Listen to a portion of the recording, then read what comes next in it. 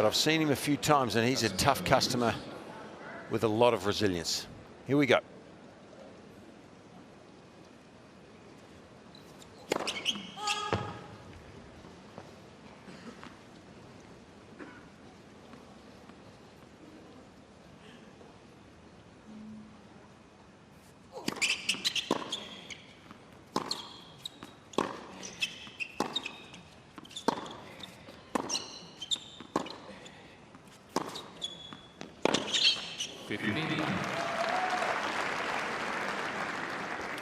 Just briefly continuing that conversation, he always strikes me, Casper Ruud, as someone who has a very well-rounded perspective on his tennis. It doesn't consume him in his life. You know, he likes to get out and play golf. He's got a great sort of family life. They travel regularly with them. He's engaged to be married now. There's plenty more to Casper than just the tennis.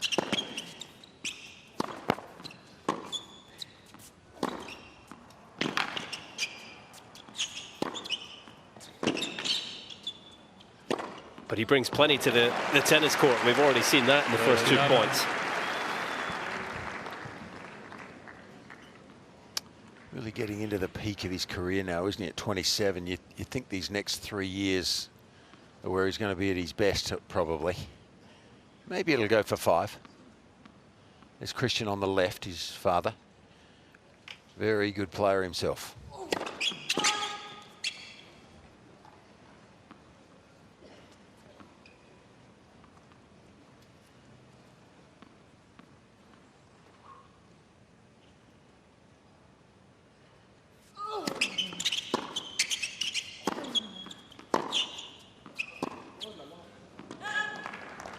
No headband for Casper this year.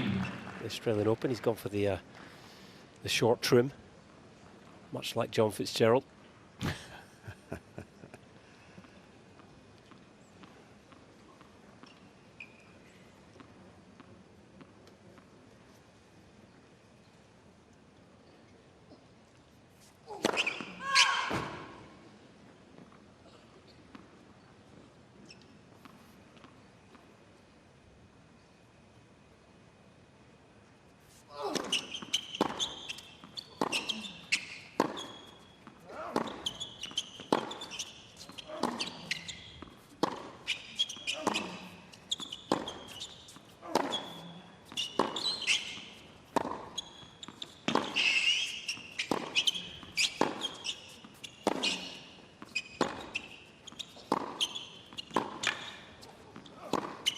Big. It's really big. 40-15. Well, that style of his is very apparent, isn't it? Just in the opening game, how he plays. He's got a lot of loop on the ball, which enables him not to miss too much. But what I'm impressed with so far is he's on this court, he's trying to stand in near the baseline, which means he can get the ball back down the other end a bit earlier. He doesn't have to hit it quite as hard to have the effect.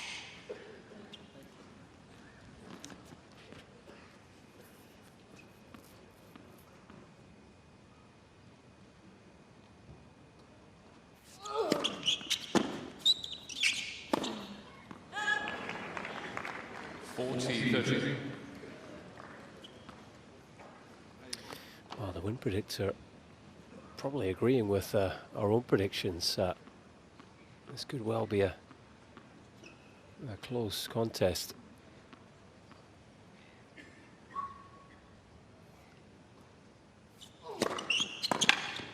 It's a strong opening game from the 12th seed. First game. Beautiful evening here in Melbourne, and I am delighted to be able to say we have Andrea Petkovic courtside with us for this one. We've given a different perspective on things. Andrea, how's it looking down there? Hi Colin, hi Fitzy. Yeah, it's very, very cold down here, and Christian touched upon it, the dad and coach of Casper. Probably would have been better for Casper to play during the day when it was still hot and his forehand jumps. You can see that it doesn't have quite the bite as it has in a very hot condition, but still he seems to be hitting the ball quite well. it's not as easy to hit a winner down here, and I agree with Fitzy. I do think that Colin is the most handsome man in the commentary box, Jeez, despite a certain Scottish pastiness. You're both liars. Look, the only thing I'm disappointed there is that I come in second to you. Second in a 2-horse race. That's not a good result, is it?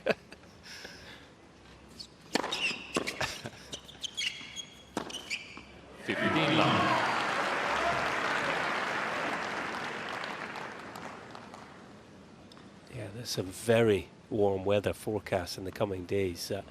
Getting close to 40 on Saturday, beyond 40, I believe, next Tuesday. So that's the nature of the beast here at the Australian Open. It can be. Then you really do like to play in the evening. Yeah.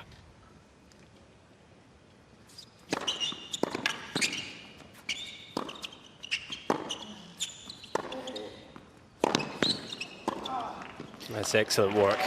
When that hot weather arrives, Colin, that's when the negotiating starts on the schedule. The commentator schedule or the players? No, the players' schedule. I mean, you know, if they play in a 36 or 7 degree day on this surface in the heat of the day, that can have a heavy cumulative effect on how they're physically recovering from their matches if they want to go deep in the tournament. Those players will be looking for an evening match mostly.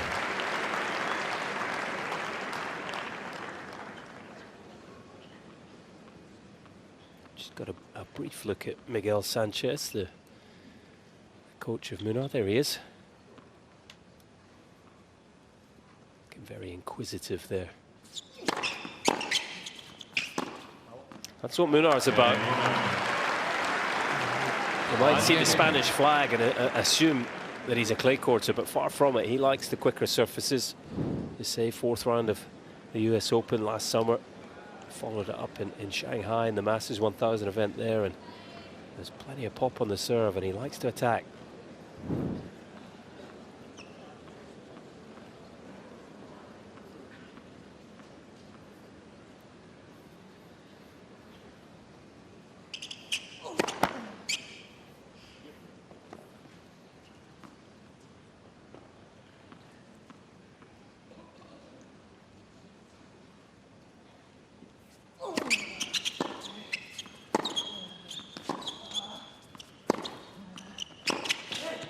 Oh,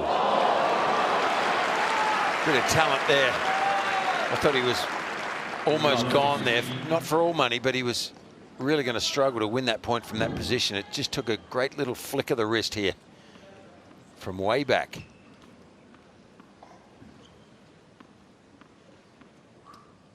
Clever shot.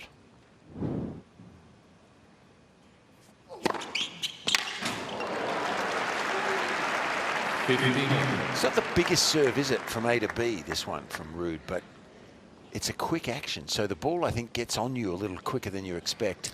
Really quick action with the right arm. He hits the ball pretty much at the apex of the toss, doesn't he? Sometimes it looks like even slightly before.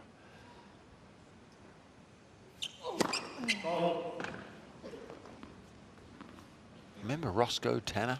I do. You do? Lefty. You're old enough to... He played in Edinburgh once. I saw him as a kid. Okay.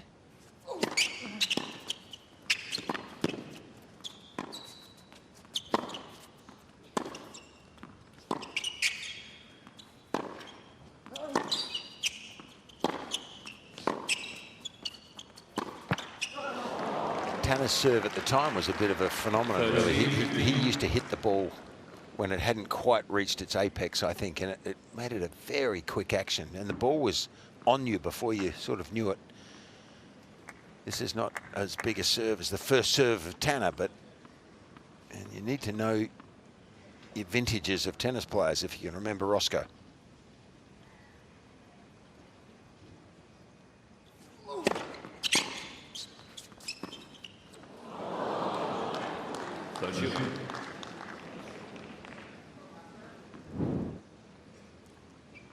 Look at the Ruud serve.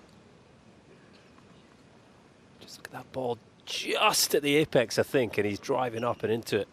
Not an awful lot can go wrong with that motion.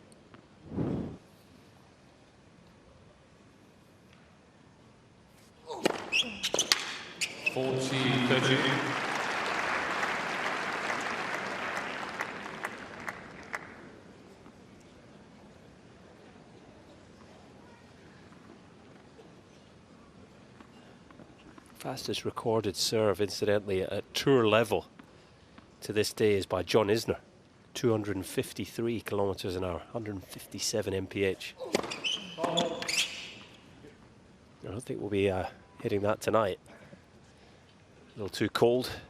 These two not quite got the pop in the arm. Yeah, I just can't relate to those numbers. Don't ask me a question about that.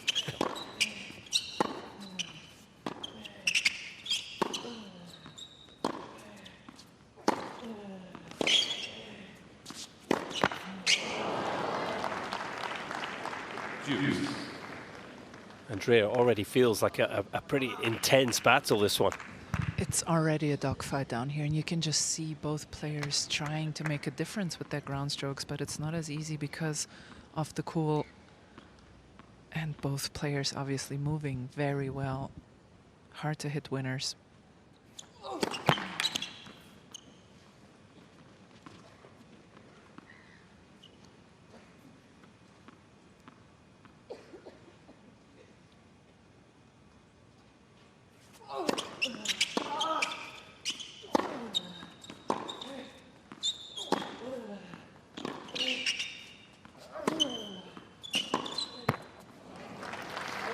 Yeah, I had the privilege of calling Stan Wawrinka's win earlier this afternoon, and that was a match that moved from afternoon into evening. The shadow came across the court, and it was very apparent in that fifth set. The players started to miss more in the net as it got cooler, as it got heavier.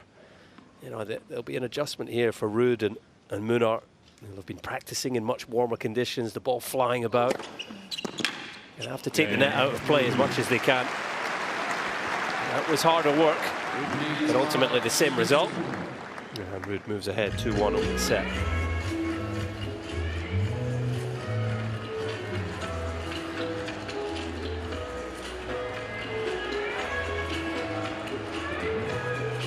First came across each other at Roland Garros 2015 in the junior event. Second round of the boys singles. Ruud prevailing on that occasion in 3 sets.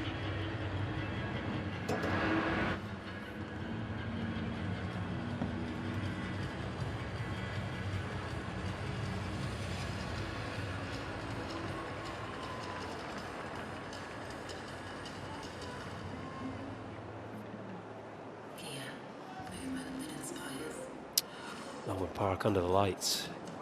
What a scene with the city in the background. And that is the AO shop.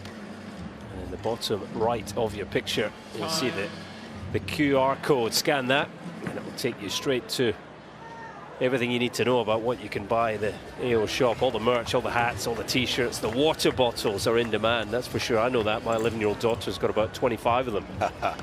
Fashion icon. You can find it all, AO shop.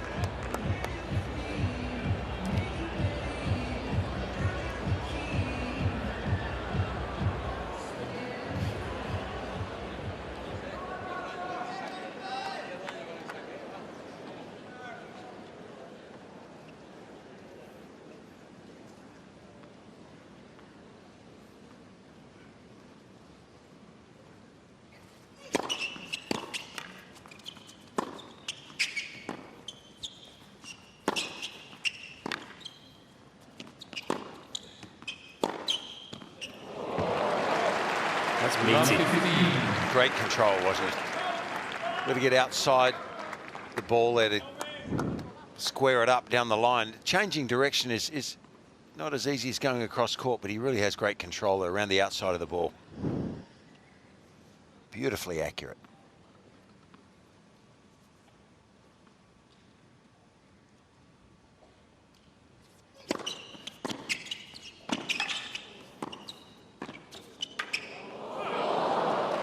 Change up. I think by the look of that result there, maybe good as a change up, not as a stock standard play, probably from Munar. We won't see that a lot, I wouldn't suspect. Well, one thing we know about Ruud is on that first serve return, he can be a little, you know, sort of neutral with it, can he? Bunt it back into play. Yeah. So the serve volley could be on time to time. Yeah, I think if he's going to go into that forehand wing, though, he's got to put some more stick on that forehand volley, get it away from the right-hander's forehand. Oh, he comes in again, and just about gets away with it. 13.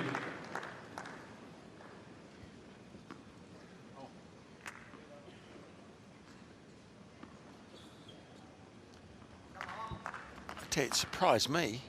2 in a row. Yeah. See if he can make it a hat trick. I don't think you go again. That's my guess.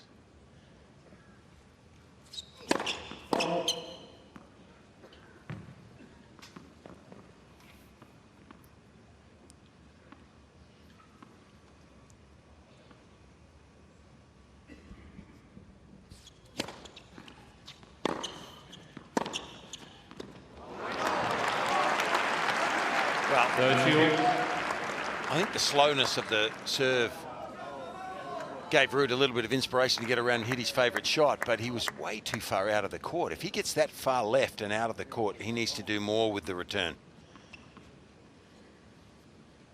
His court was left wide open.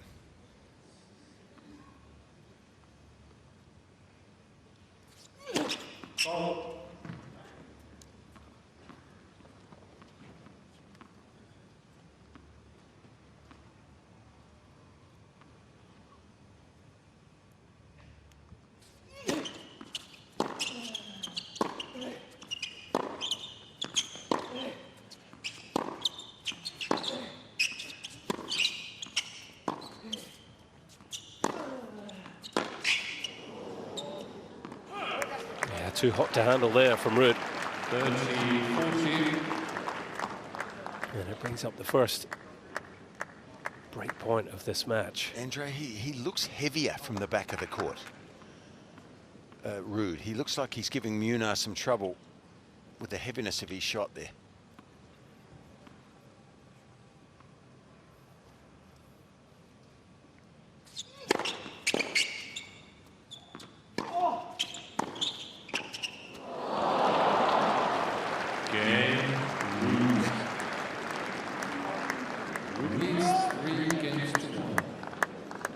Andre, do you think the heaviness of Ruud's shot is giving Munar some trouble there? Why would he come in there so much all of a sudden, do you think? It's very weird. I wondered at first if it was like a tactical tease towards the backhand for Ruud to maybe miss a few returns, but you can very much see courtside when Casper has the time to set up his feet for his forehand, to gain the energy from the ground through his body. The shot is so heavy. And it does feel like forehand to forehand, he knows that he has an advantage there, and Munar knows that he is at a disadvantage, so maybe that's why the rushed net attacks. Mm-hmm.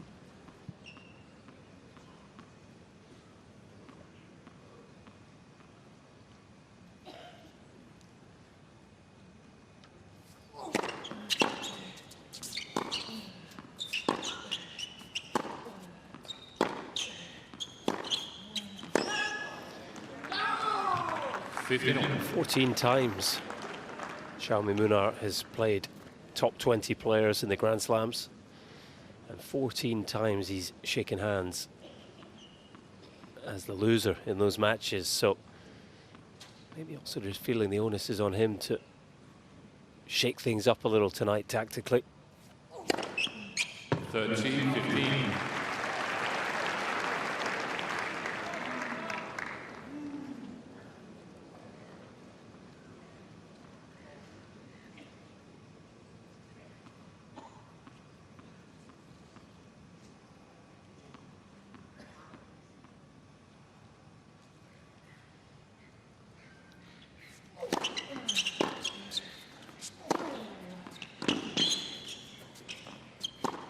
Yeah, he's playing up in the court, so what Andre is saying is just spot on, because he's dictating the points here. He's up closer to the baseline. He's getting the bigger hit on the ball. Munar's finding himself back behind, a couple of meters back behind. There he is, way back.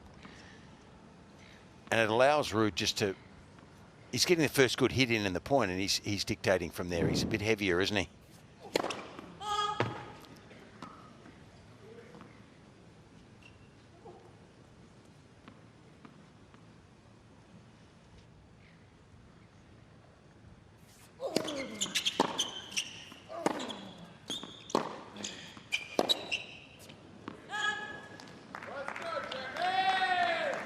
40-30.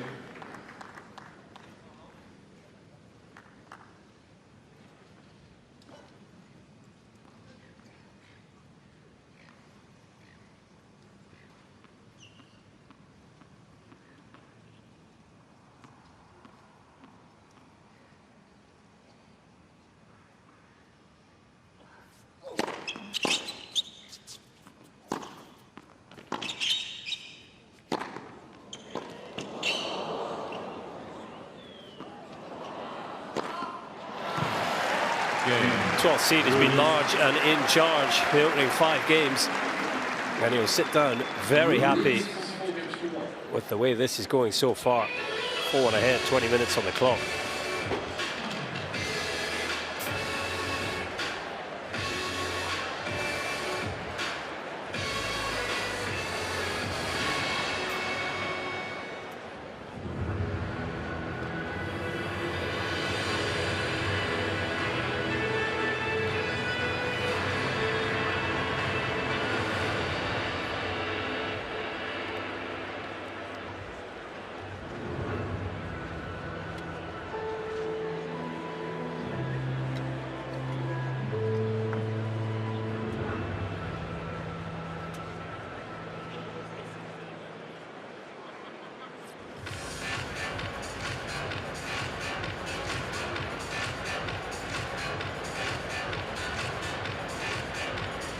To see the young fans in the house enjoying their time at AO.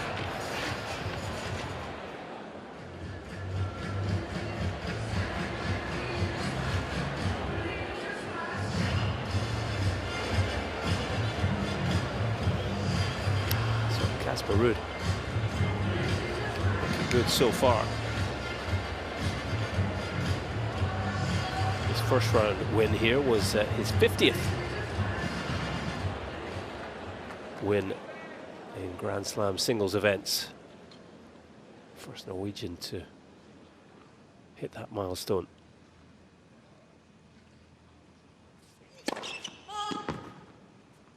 He may not be the last. Nikolai Budkov-Kjær, very talented junior coming through into the professional game, and I know Casper has started his own junior tour of tournaments back in Norway. Have to commend him for that. I love it when players sort of give back to their roots and the sport in their own country. It's impressive, very.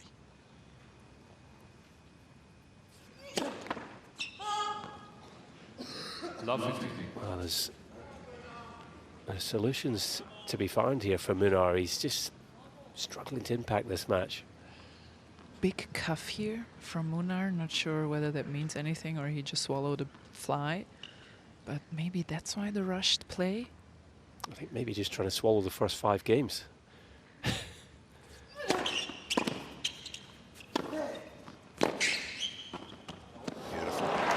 Beautiful. Look, I hadn't noticed there were flies in Australia, by the way. There's only one. Is it? Well, there's always one fly here, isn't it, that attacks you the whole time. I think Andrea made that up. I'm not sure there's any flies here. 15.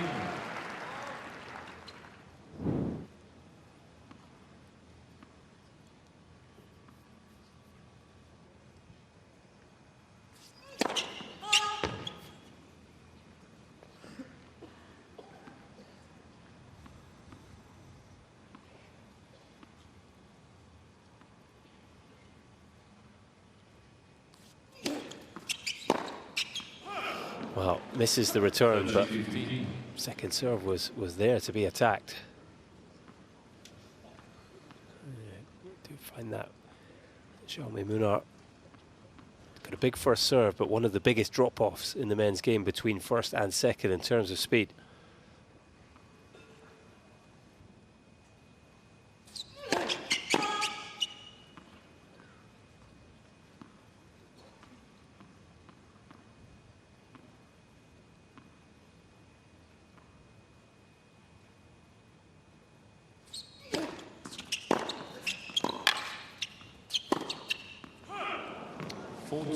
Well, I know he lost that point, but he's looking a little bit ominous, isn't he, with that forehand?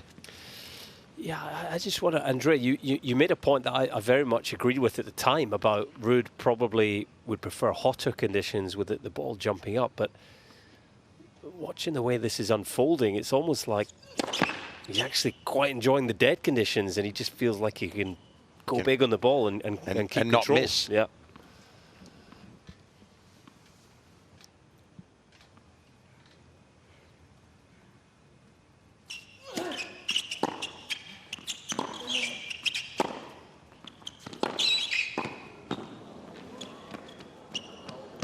Oh, that is sensational.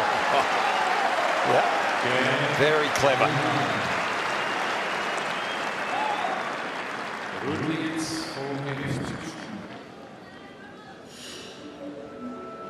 Full sprint across the court. That is beautiful feel on the ball. Casper knew straight away, didn't he? He started applauding. Great feel. Judged that to perfection.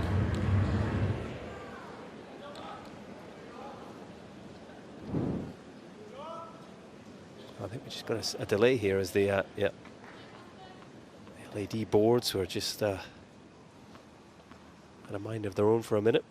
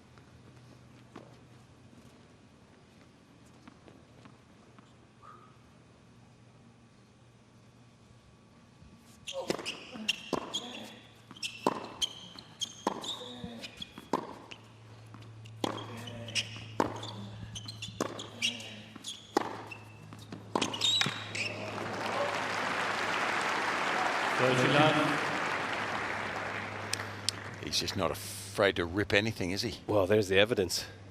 Average topspin forehand spin rate, 3,360 revolutions per minute. Well above the tour average. I can tell you, Ruud actually leads the tour in that stat. He's got the most topspin on his forehand. It's a heavy shot because it's hit fast as well.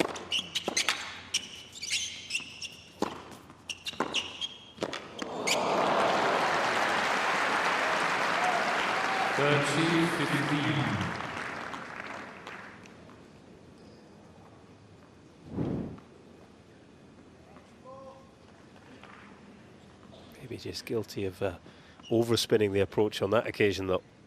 A little too short in the court.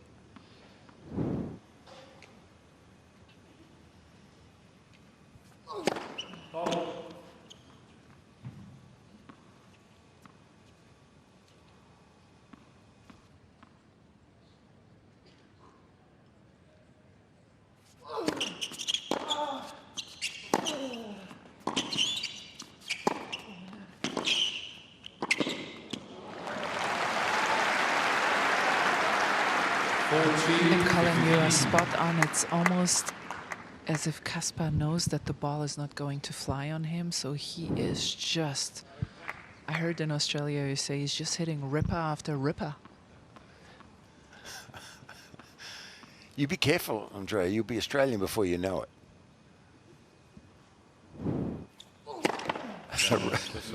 Ripper after ripper.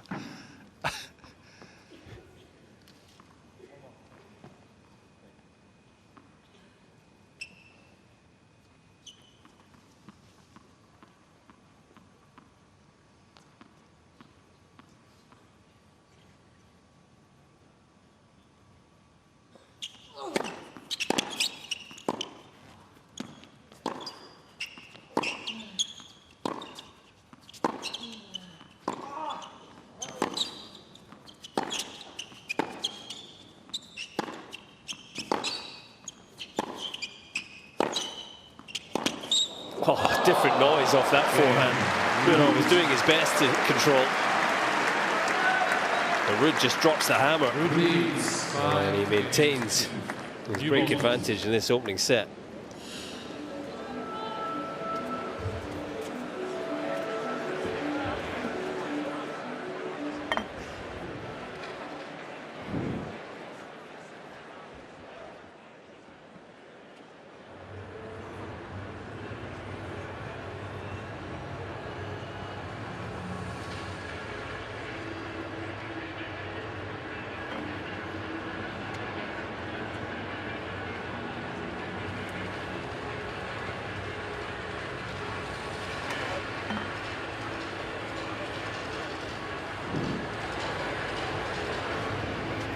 Casper's team, understandably, looking pretty happy with the way this is playing out so far. All going to plan.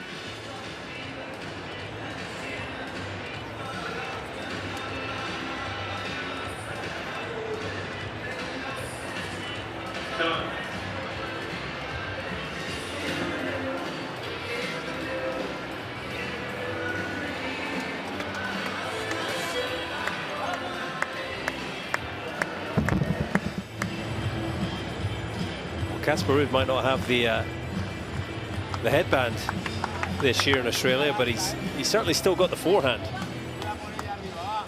Might be a bigger forehand. Maybe the headband was holding him back. Looking good here and in control.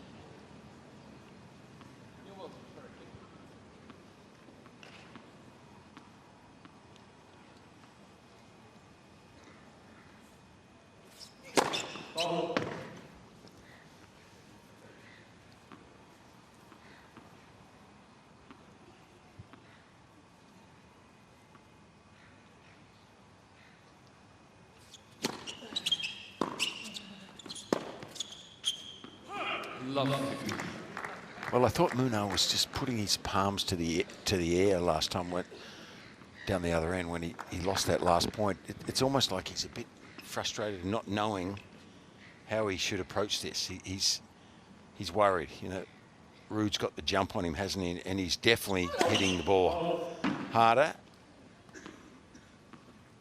putting him on the back foot. Really in the driver's seat here, Casper, early.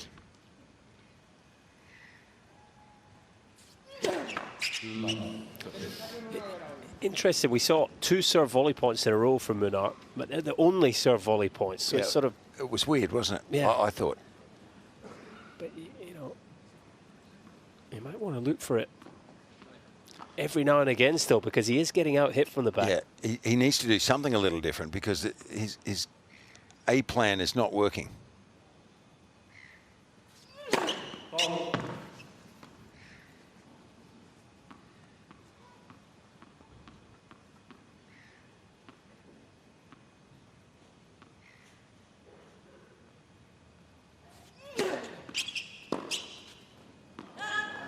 He had a 5-set win in the first round, Munar, against the man from Czechia, Dalibor Svrčina. He was 2-1 down, in fact. Came back to win 3 in the 5th. Casper Ruud plain sailing against Mattia Bellucci. 3 straight.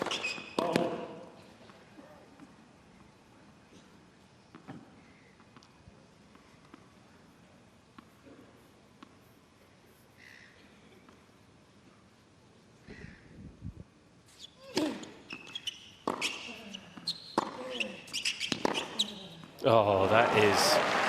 It's just too good. Munar did not even move. Well, he thought this one was going across court, didn't he, Cole?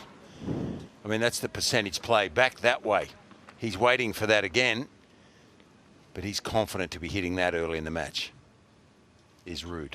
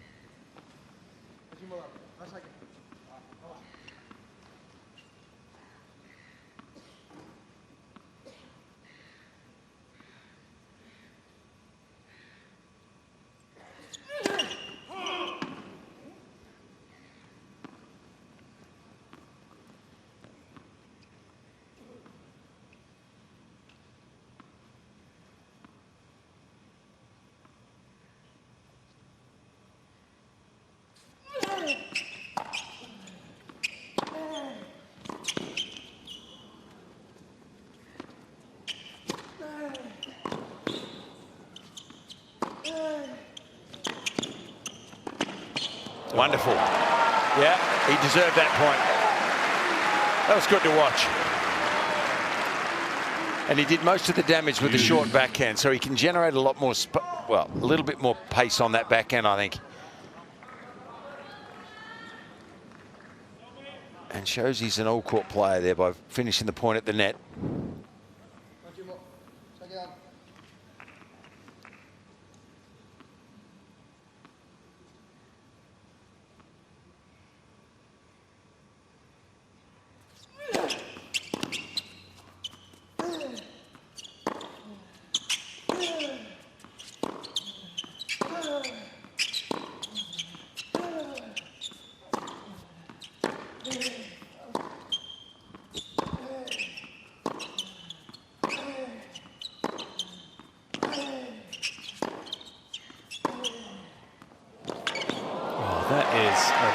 Sensational point for Munar. Finds the sideline. It was a bit of a flip of the coin, wasn't it? Could have. I thought that was drifting wide when he hit it, but it just holds its line long enough. Yeah, you just feel though from that far behind the baseline, you know, you question how repeatable that sort of point is. Did well on that occasion, applauded by Ruud.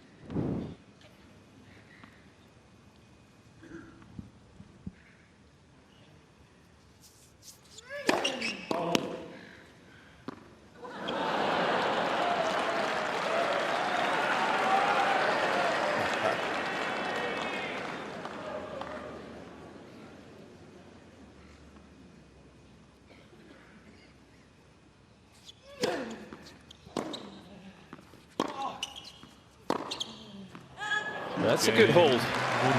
Dug his heels in there. I'm not sure about that. The eyes are closed. It's a bit of a lottery, that header. Hey, Colin, as you know, Spain is one of the favorites to win the Football World Cup this year. Yeah. And maybe Munar just, you know, making sure he's considered for the football as well. Yeah, throwing his hat in the ring.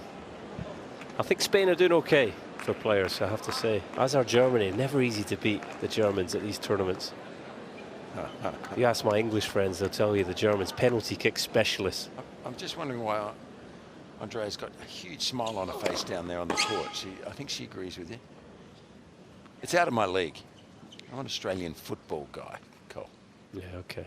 Yeah.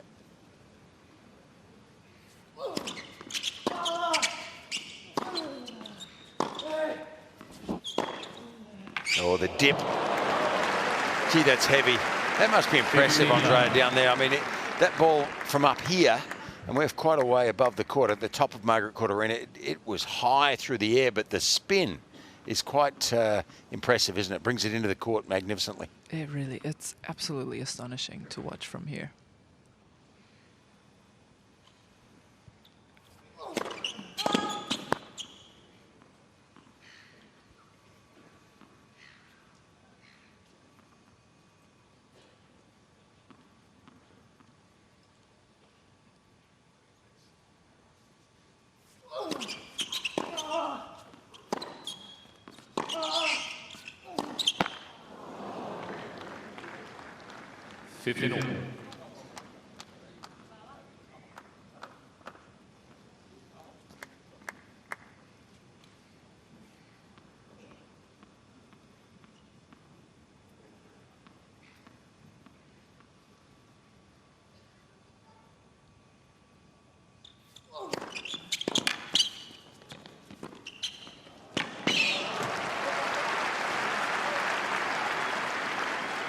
30-15. It's been big from the back of the court, but the serve has been effective in setting up this sort of attack as well.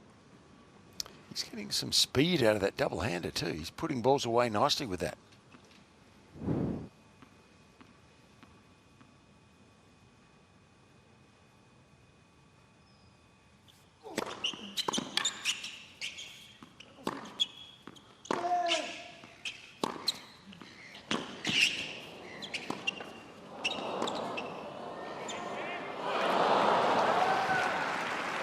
Find the lob this time. 40-15. Under extreme pressure, as he has been all set.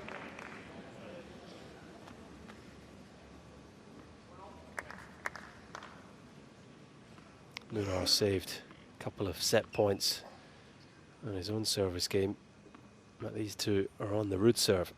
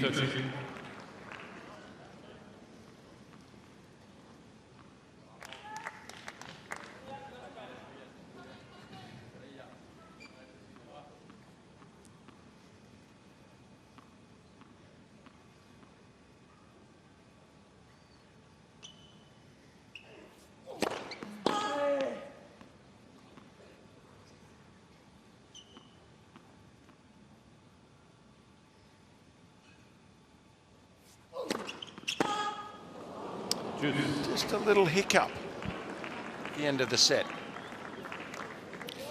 Tried to go big with the second serve there, 176 Ks, and lost it long. Not sure he needed to. He hasn't looked overly confident on any of the set points, has he? Having looked so confident for the rest of the set.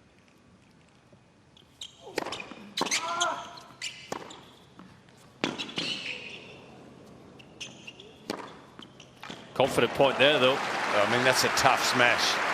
A tough one. Gutsy to take it out of the air, actually. I thought Very gutsy, Fitzy. You're so right, because I was looking up and the lights are so bright. Even I lost the ball, and I'm in a much better position than Casper is. Andre, you are used to the bright lights. How can you say that?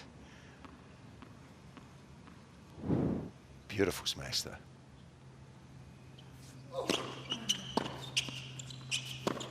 Oh, yeah.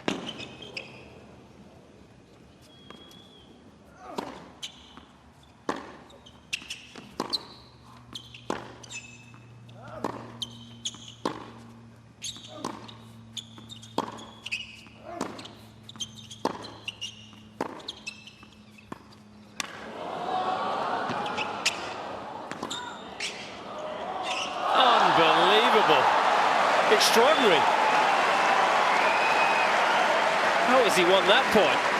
Well, I apologise. I got ahead of myself halfway through that when, early in the point, when Casper thumped that forehand across court. Munar does so well to end up winning this.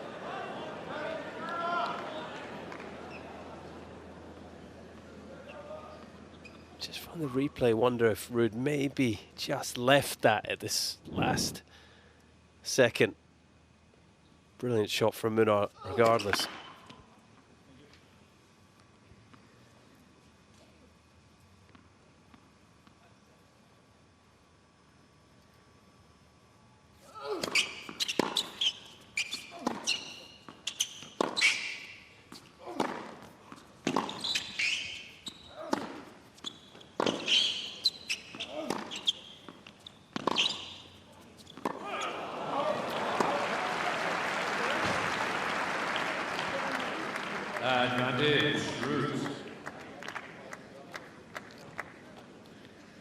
Would he be talking about Ruud's forehand there and spinning the ball? I'm not sure. Or maybe not getting enough spin on his own forehand. On his own, yes. Set point number 6. Surely this time.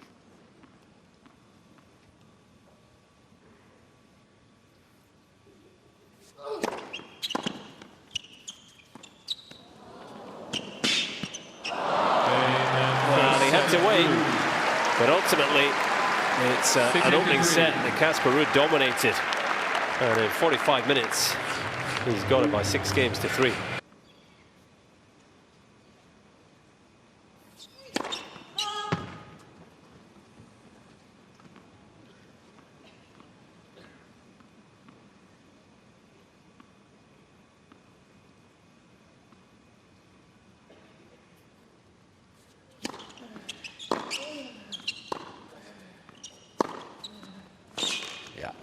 I think I said fiancée. I do apologise. Maria, of course, Casper's wife now, heavily pregnant with a daughter they're expecting. So our best wishes. Good for them. Yeah. And Casper talking about the different perspective that's given him already playing for a new member of the family. Well, I've experienced grandchildren, and Christian is in for a treat. Laver Arena. There he is. He's going to be a granddad. He looks pretty young, doesn't he, to be a Doesn't look grandfather? old enough. I'm a little jealous, actually. Oh, you look young as well, Fitzy. Oh, good on you, Fam. You can't fool me what you really think.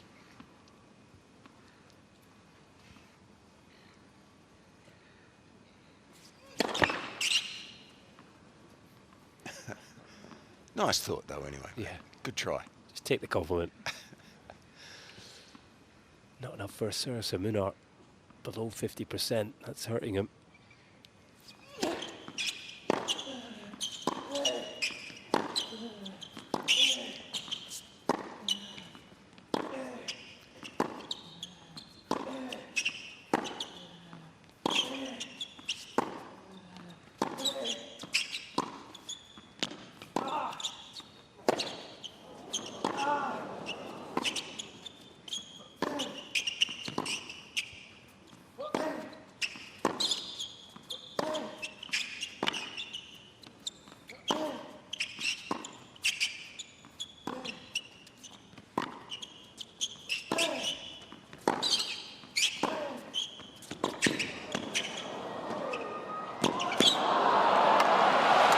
What a brilliant exchange.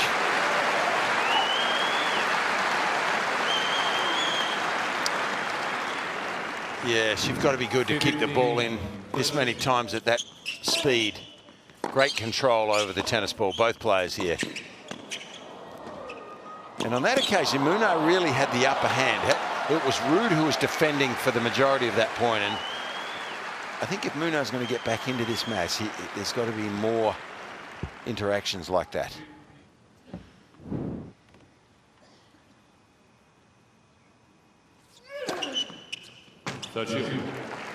What worries me from this first court on Munar's serve, if he misses his first serve from this first court coming up, his second one really does fade. He doesn't really get it to move from left to right as a right-hander with a kick. It fades straight into Ruud's forehand, and then he can be on the back foot straight away. On the second serve, I'm talking.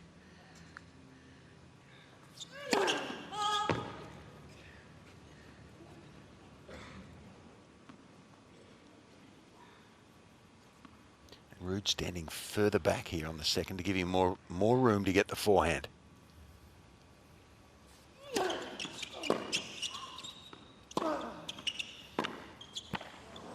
Good serve, though. It jammed him, didn't it? Yeah, a little extra, 160 kilometers an hour. Yeah, and you are spot on, Fitzy. I do a lot of matches courtside, and sitting here, it is one of the most significant differences between first and second serve from Munar, despite the last one being quite risky and good. And he's just telling himself, come on, good serve now. It was a very good serve. It was a very good hold of serve in love 30.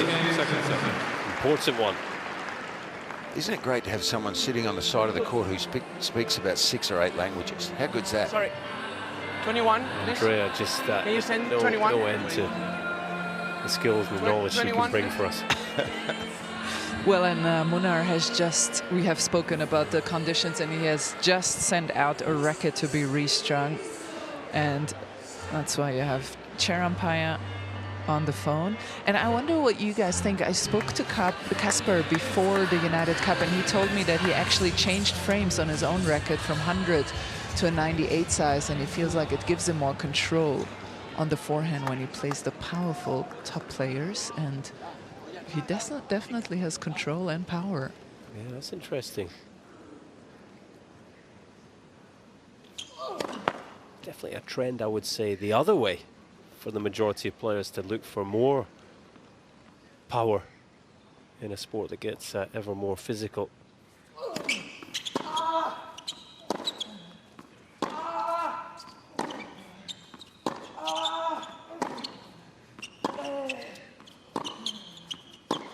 And of course, we saw, you know, your stat, Casper Ruud has the highest spin rate in the men's game on the forehand. He's got plenty of pop, doesn't he? So maybe he's actually just looking to rein it in again slightly.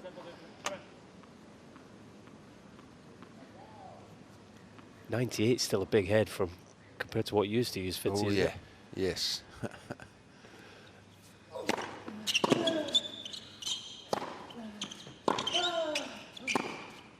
Amazing the way the sport has evolved with the rackets, the strings. I remember what a wooden racket was like, Cole. That's what you're after me to say, isn't it? Not at all, but you couldn't hit forehand like Casper Ruud with a wooden racket. No way, you'd snap it. 98's about as small a head size as he would go, I would think. Yeah, less sweet spot, I guess, but probably that makes you feel like you've got more control because you can swing harder and the ball doesn't fly off the bigger string surface.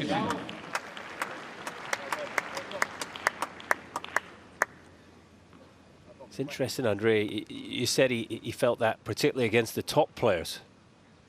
Or I guess he's receiving a faster ball more often.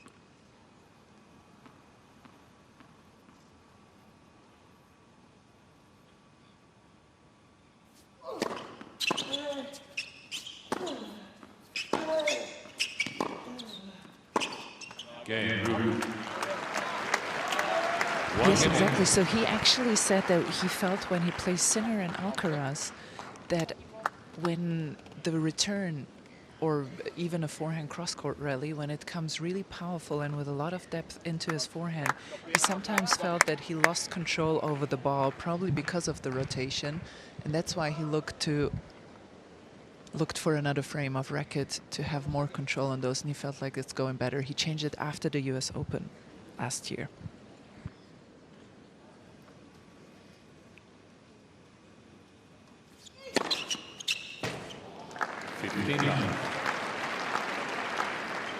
And of course, after the US Open, he picked up a title, the indoor hard courts of Stockholm.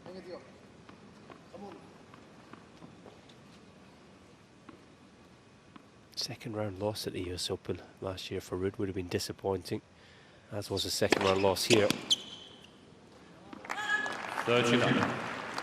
Albeit that was to Jakub Mensik, who went on to win the Miami Masters a couple of months later.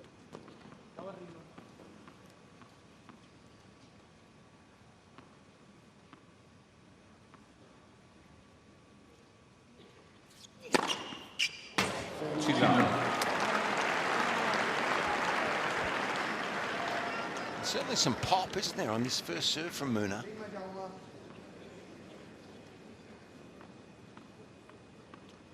And he's starting to make more first serves as well. First serve percentage is up early in this second set. Much more like it. And a different feel to the match now. 2-1 Munar, second set.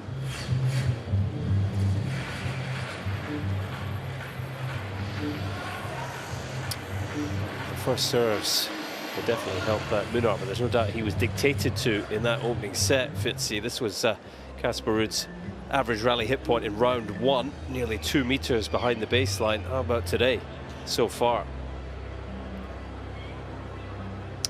Well, that's a big difference, isn't it? And we talked about it early on, how he was standing up on the baseline. It's the opposite here for Munar. He's back where that yellow line is in this match a lot of the time. I'm not quite so sure about the last few games, but in the first set, he was behind the baseline, Ruud up on the baseline, so his ball getting down the other end and pinning Munar down, really. You take control when you stand up close to that baseline.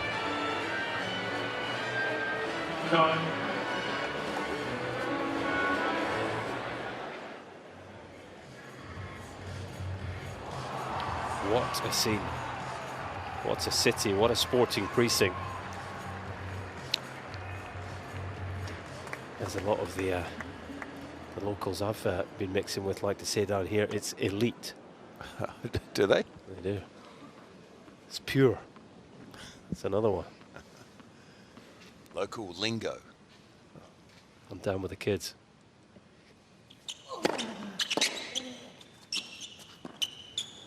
That's tidy. Quick thinking.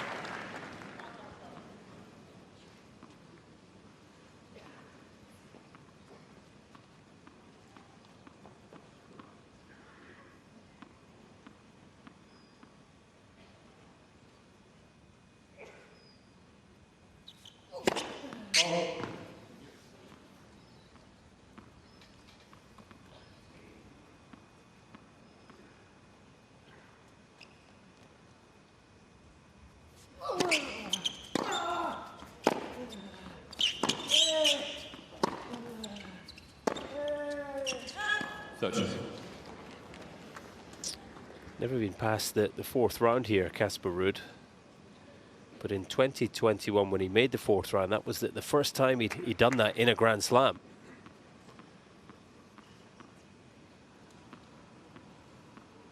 So it's not like he can't play here.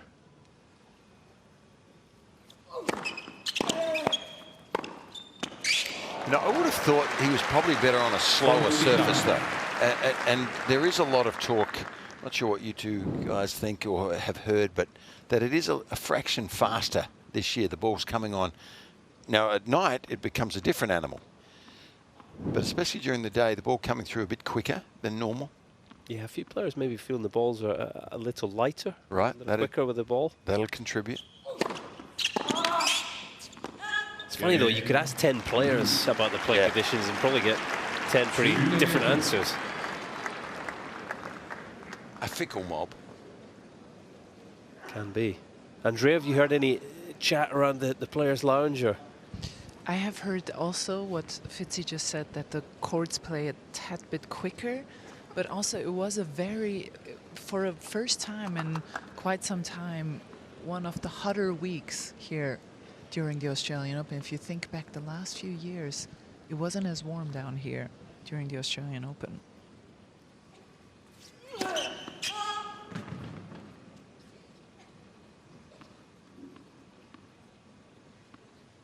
Ruud deep for the second serve return once more.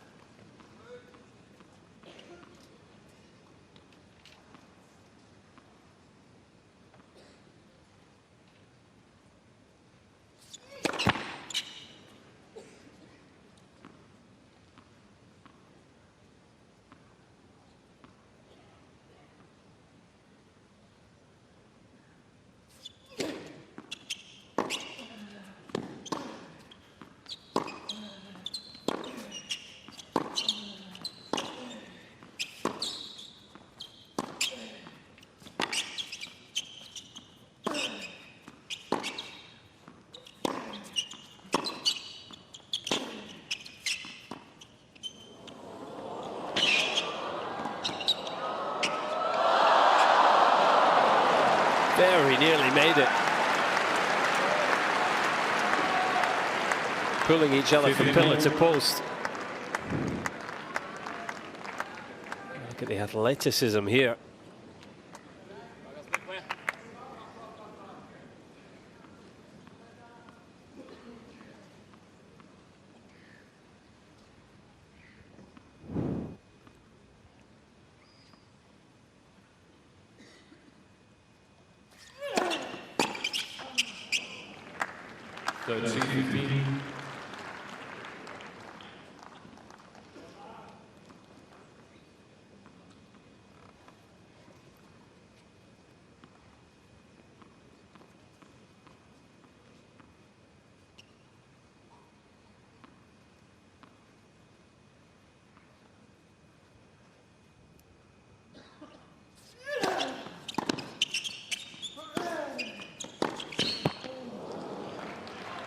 40-15.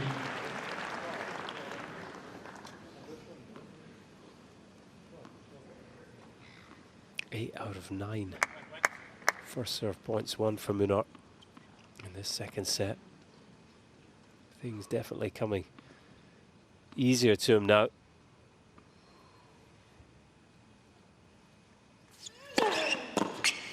Game.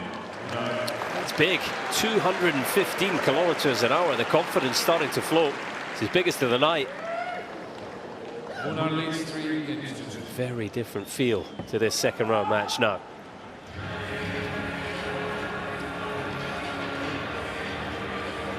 Even just that little fist pump to the team tells you that he fancies his chances once more.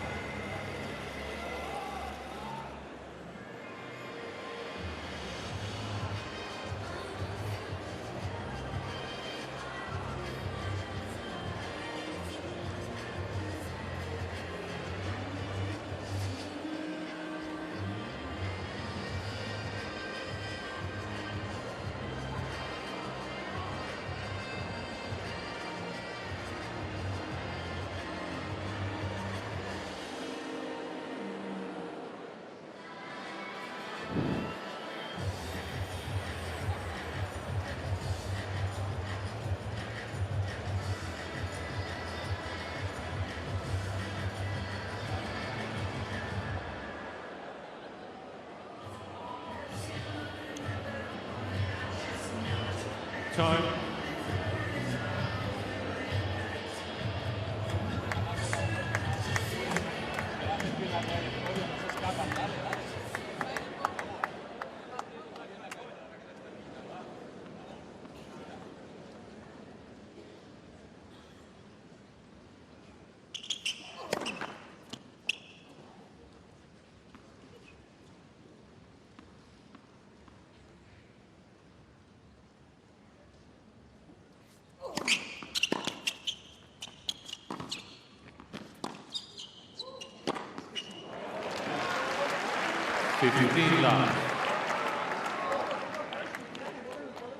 A bit of frustration here from Munar. I don't know that his thinking become too negative because he's done well in this second set. Yeah, I don't quite get that. I mean, yeah, he's in the match now. He's got his teeth into it. Don't ruin it by some negative or negativity. Pretty emotional sport, though, isn't it? I mean, your heart rate's high. You're competing, sweating profusely.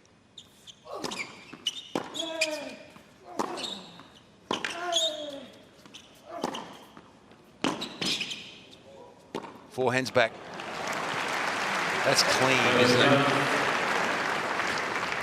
So Ruud is now ready for those lobs, and I do think that Munar might feel like he's not really getting anything out of his racket and his strings, because he has said to himself, hit the ball, hit it. So I think he feels like there's not really anything coming out of his racket.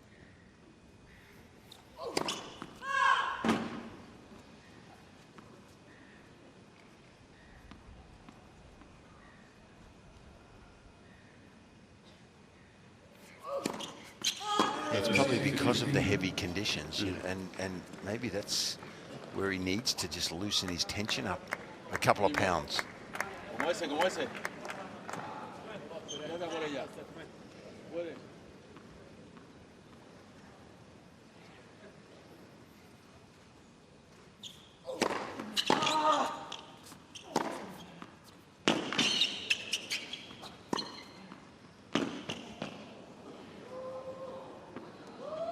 He's not going to win many points from back there. It's good stuff from Ruud, but you know, Munar, he hit a career high 33 in the world at the end of last year, and he's spoken himself about going for his shots more, coming forward more, really being the sort of foundation behind that climb in the rankings.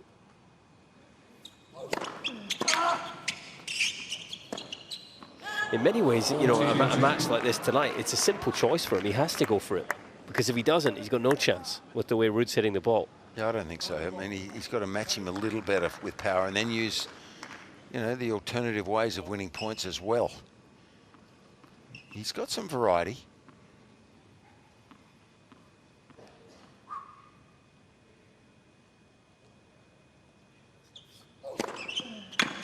Game. Comfortable hold.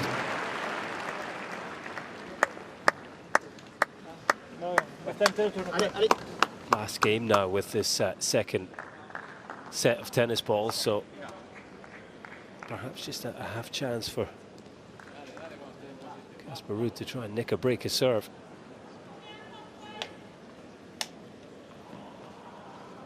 As the balls get used, they fluff up, they maybe even pick up a little bit of moisture and tend to just slow down.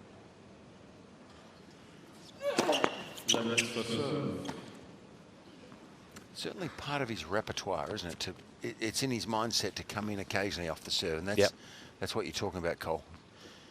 Being a bit more attacking and try to win points in a different manner, different ways.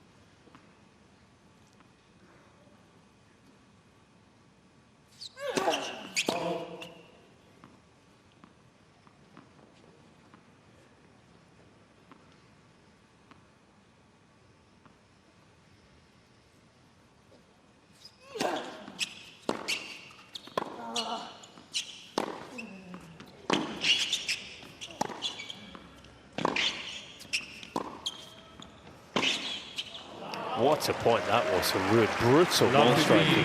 What's his best forehand? That inside in your opinion? The one that he hooks to the Munar forehand? Yeah, I think so. I think with the amount of spin, he probably hits that one slightly better than the inside out. Gee, he gets a player off the court, doesn't he, with that spin? Because you can create more angles.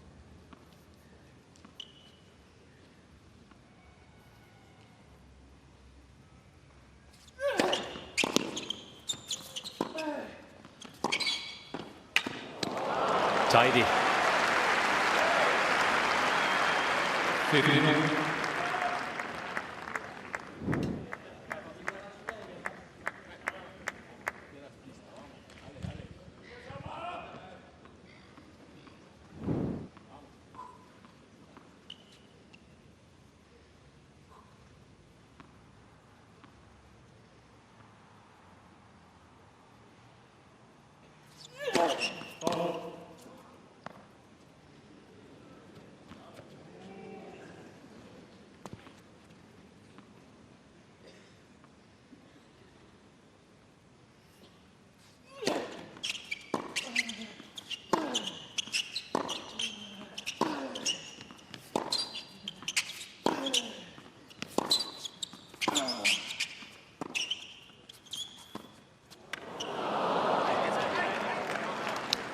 He feels like the strings are not right. You know, like even then, that's a feel shot, and he was annoyed with the strings.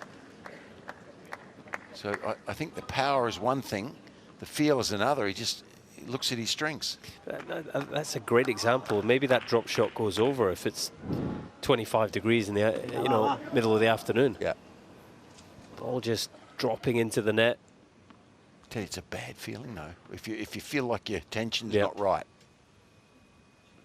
Yeah, it will suck the confidence out of your shot making pretty quickly. You don't trust the tension.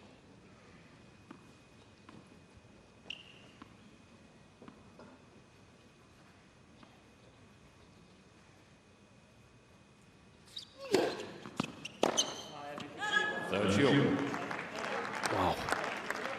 Where did that come from?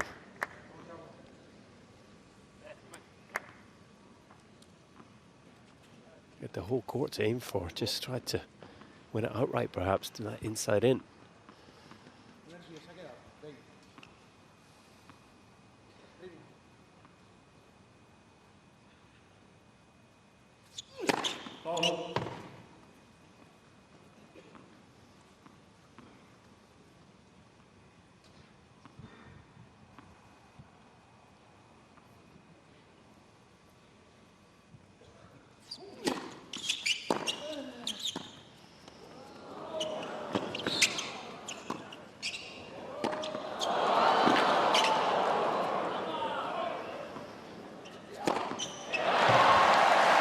Exceptional movement.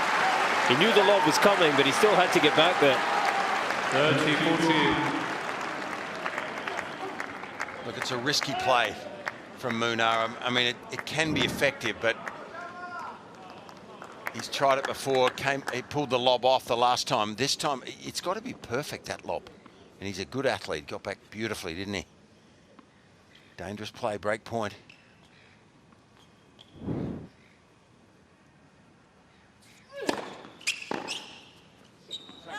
Yes.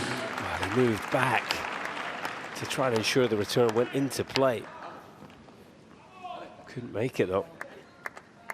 Well, he's been back on the second serve where he's got more time to actually make the return, but more of a reflex shot up closer where he is now. Might be better on the first serve. Not sure.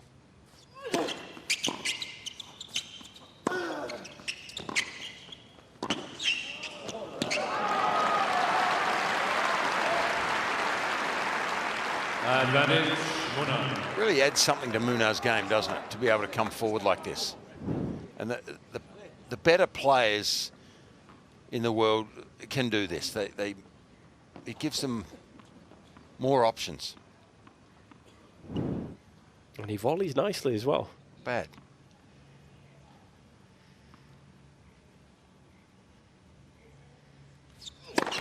Not like Cole Fleming, but not bad. No, to be fair, he volleys pretty well, doesn't he?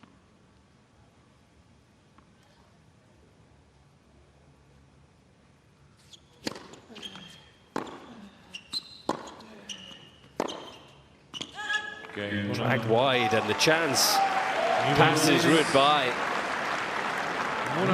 Frustration clear to see. Munar stays in front, second set.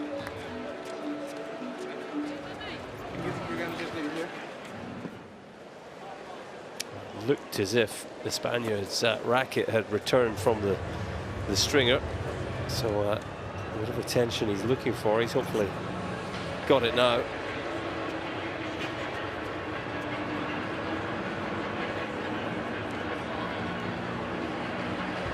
How much do you guys think has he gone down in string tension here?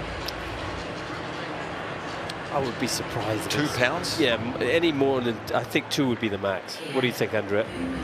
I think so too, because I know tennis players. I do think that 2 pounds is not enough tonight. It's such a huge difference. But we'll see. Hopefully he finds what he needs, because he's definitely been complaining that nothing is coming out of his strings for a while now.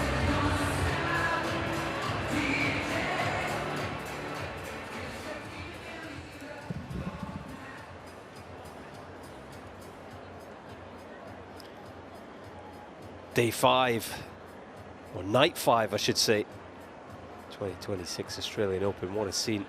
Rod Laver in full action. Middle of the shot. We were just to the right of that, Margaret Court Arena. 12th seed Casper Ruud, new balls in hand.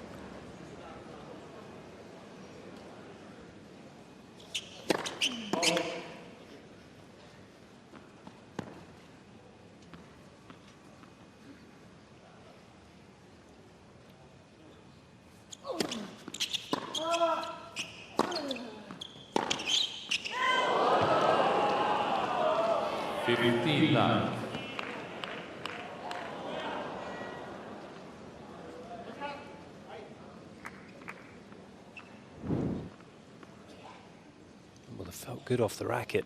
Just could not quite find the direction.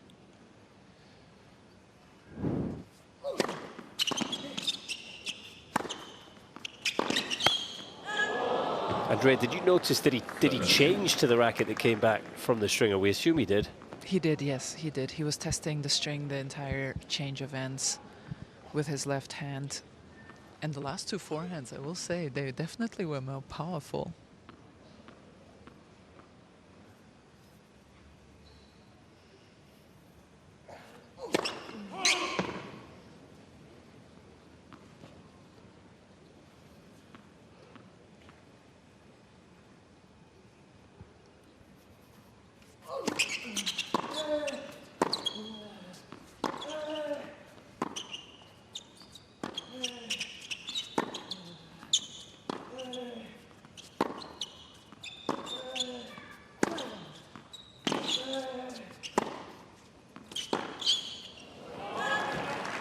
That last forehand was an indication that he Gone overboard. yeah. Honestly, it's very, very noticeable that there is much more coming out of his racket and his strings. I think he might have gone more than 2 pounds here, actually. Okay.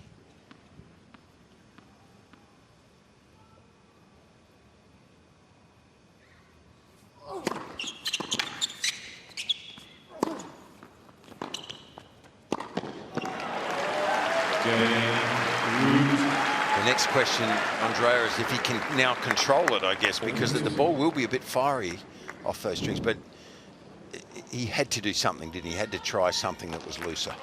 I think so, if only to calm his head down, because he was so focused on his strings and his racket. I do think that Casper Ruud is playing an excellent, almost flawless match here, and that a lot of his problems have to do with how Casper is playing as well.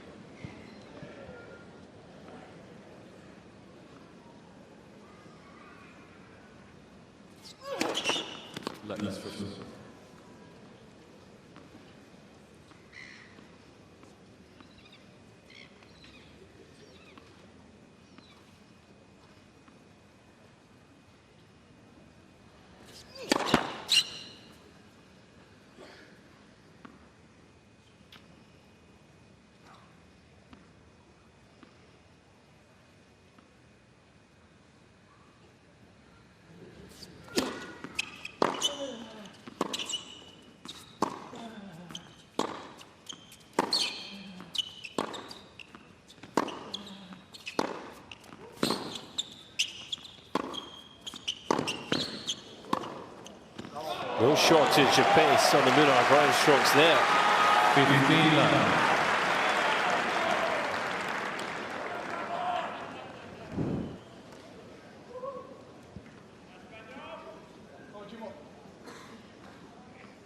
From Mallorca, Jaume Munar. No surprise then that when he burst onto the scene at a young age, there were comparisons with Nadal.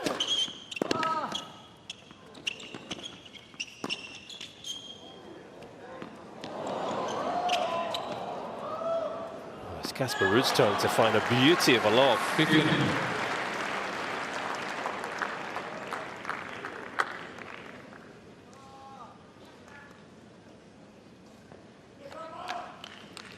Ruud himself has had his own ties to Nadal, doing a fair bit of training at the Rafael Nadal Academy.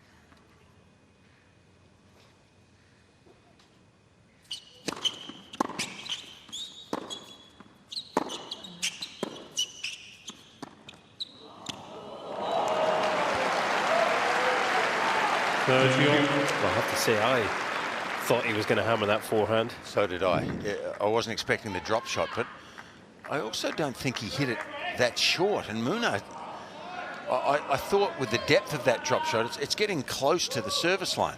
Just a disguise, wasn't it? Maybe not too close, but it wasn't super accurate. Yeah, that was the disguise. It caught him by surprise.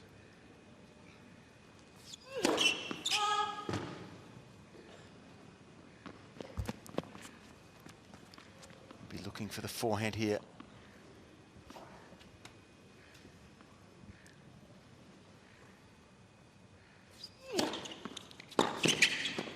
Oh, he took a risk.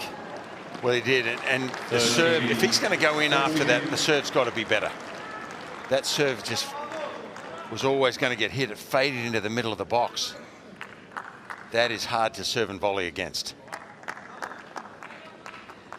Well, Ruud had a break point in the previous Munar service game, couldn't make the return. Can he find one here?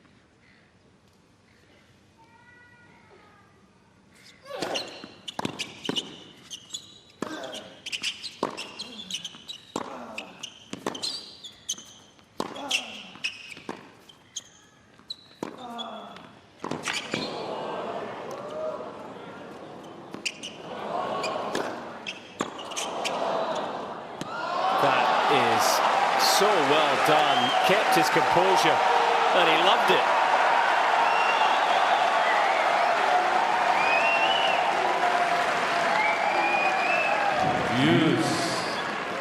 Well, it was a gutsy point.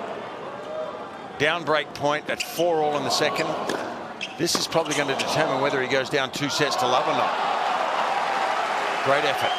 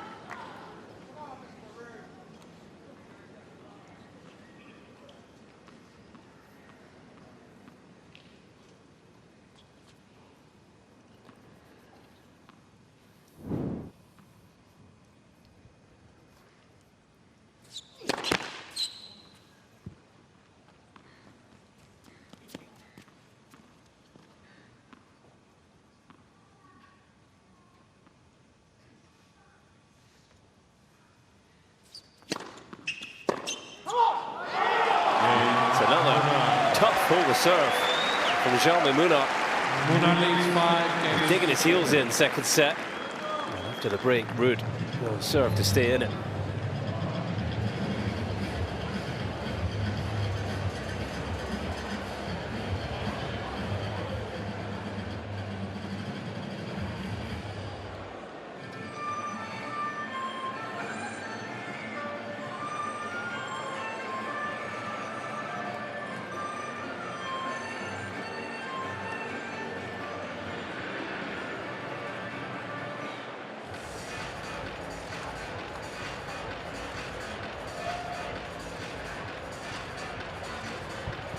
Energy gels going in for Ruud. Something similar for Munar. Both players knowing this could be an extended battle.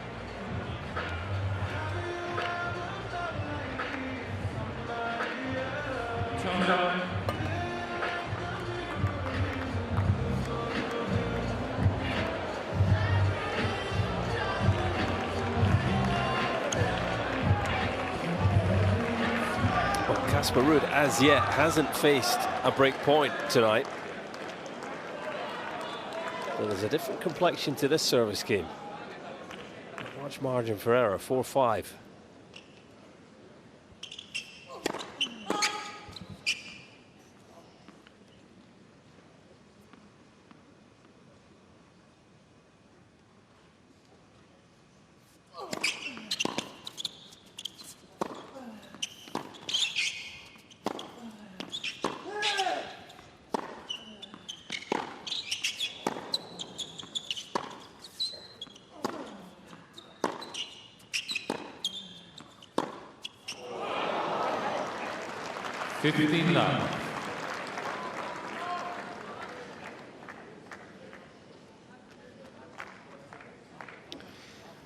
Of course, Roger Federer was back in town this year's Australian Open. Casper Ruud had the pleasure of a practice with Roger out there on Rod Laver Arena. I think he lost the tiebreak. Not sure how serious it was. Well, that's my next question. Did he beat him? You've got to let Roger beat you, don't you? Well, that's what he says anyway. Hell no. No. I lost to Ken Rosewell when I was a kid. He was the only guy I was ever happy to lose to. Yeah. A legend. No problem, Mr. Rosewell. 14. I'm right in saying that Ken Rosewell and indeed Rod Laver have both been here so far this week. Yep, sure. Two absolute legends of the game, not just Aussie tennis, but the world game.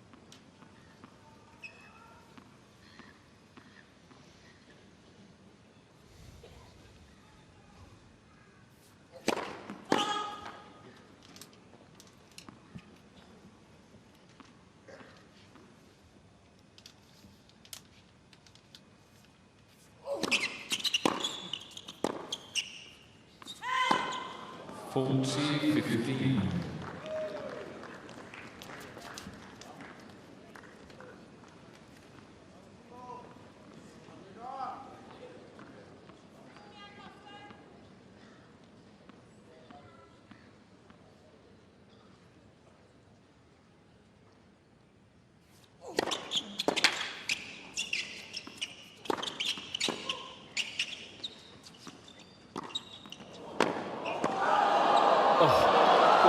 A little more difficult for himself. A very strange overhead, but a pretty clean game all in all. 5 games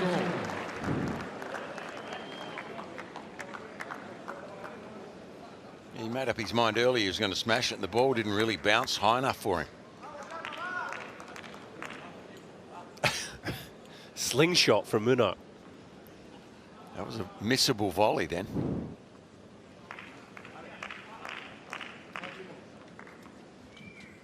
So Jaume Munar, breakpoint saved his previous 2 service games. Pressure on now. First serve.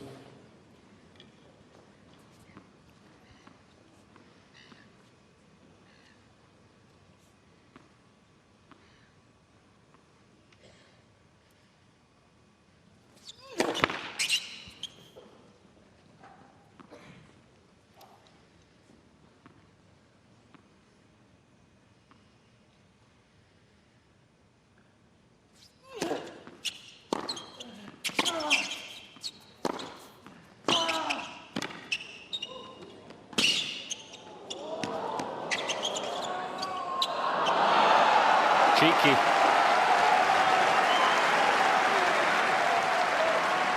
He's a good mover. And it feels to me in these little cat and mouse games that Munar might have a slight advantage. He knows what he's doing.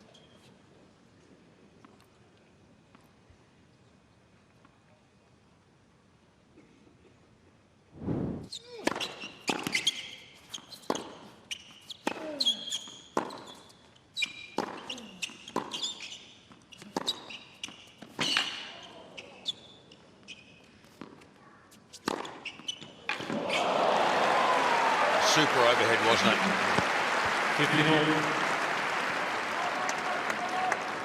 Made up his mind when that ball was in the air, he was going to win or lose the point on this hit.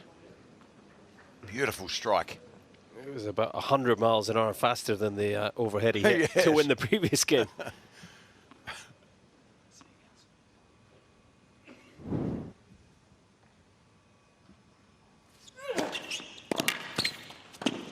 Oh, great dig. Those sorts of moments can do some damage. 15-13. Had to stretch, but really managed to make Munar play a difficult volley. Big turnaround on that point.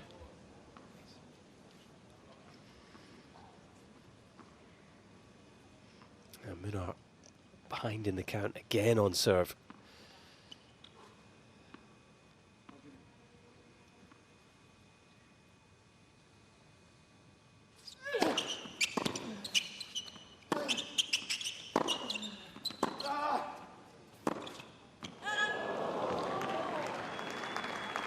The thing we know about the Spaniard, he's a fighter, not afraid of a long match, either in best of 3 or best of 5. Reminder, he won his first round here, 6-3 in the 5th over Svarchina, 4 hours 27 minutes. No sign of any fatigue from that one this evening.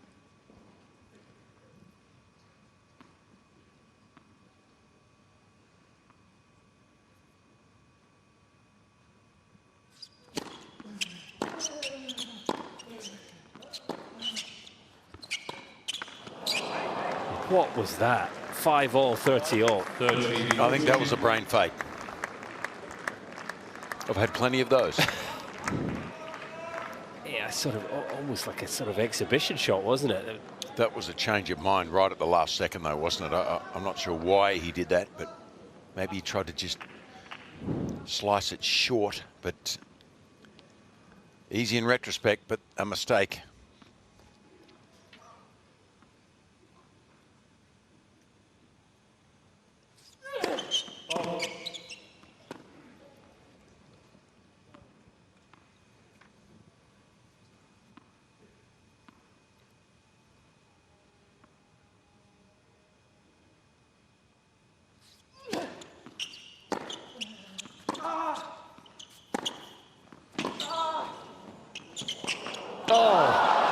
What a survival act there.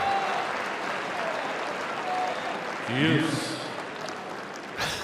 Well, after that forehand goes into the corner, you would have bet a lot that Casper Ruud would win that point. Bit of a miss hit. This one, a little bit of a miss hit, I think. Gets a bit lucky here. Certainly does well to dig it across court. Just plops on inside the line. A little bit of luck goes a long way. Yeah, good call, Fitzy. I think a little fortune there for Munar.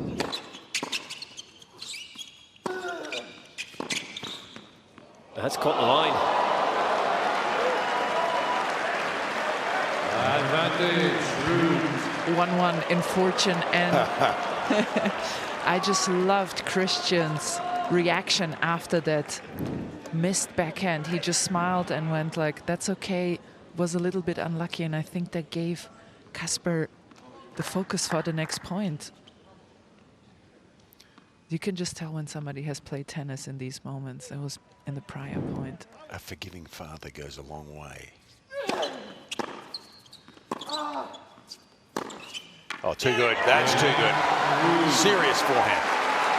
Well, the fourth time of asking, Ruud eventually breaks through. And he's earned the right to serve for a 2-set-to-love lead.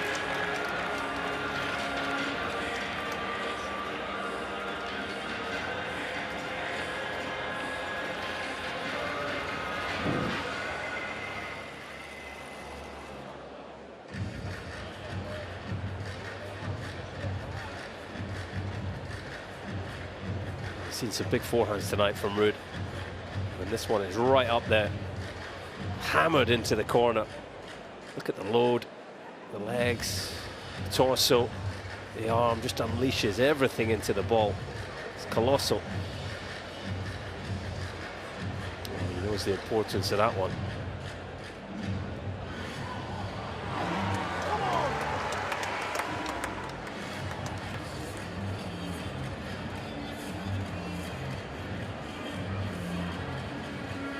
Time.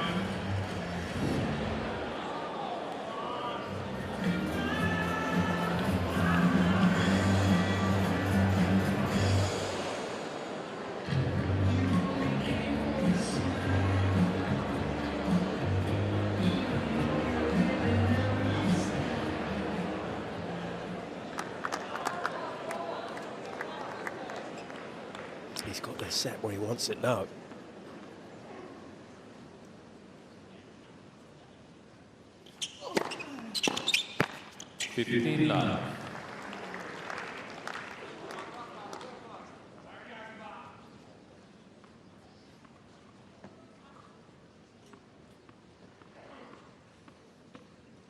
So maintains his record. He's won the first point every service game. No wonder he's not been broken. That helps a lot.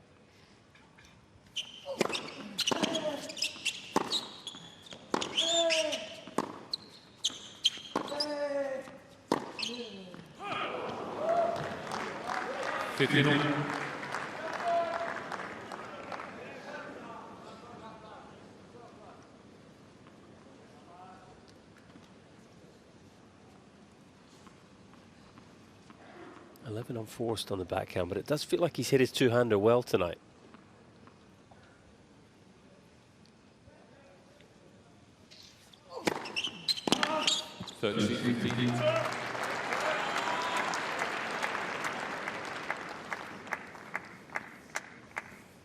If he goes down 2-sets-to-love, Munar, can he win from there? I guess he can. Gee, it's a long way back, though, It's a long, long way back, but he's a scrapper. He won't go away.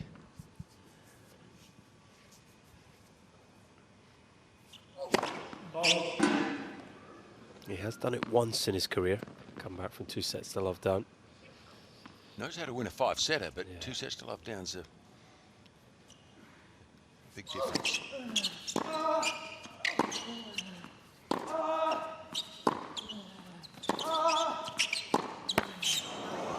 And against this quality of opposition as well.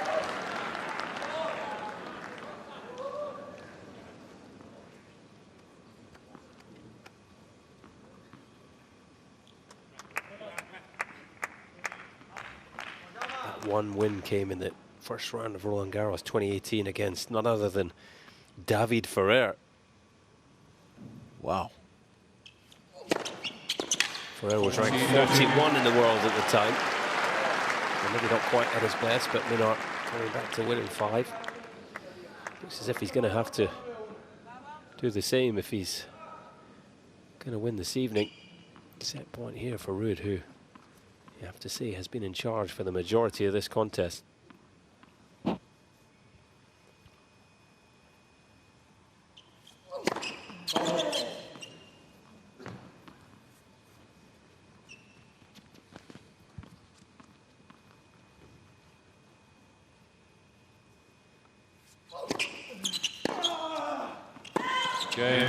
He's looking good. A little nod to the team. Things going very, very nicely for Casper Ruud on Margaret Court Arena.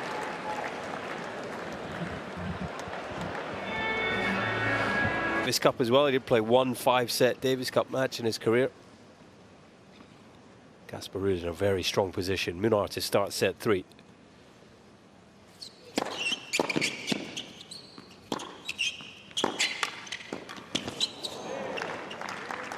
Like his mindset, I think, is that he's not going to win the majority of points. Now, those stats contributed to what we were saying here earlier, that we saw stats on the end of the second set, and it shows that he's losing most of the backcourt battle. So he needs to do something a bit different. He's trying to come in, the occasional serve volley, tried to get in there,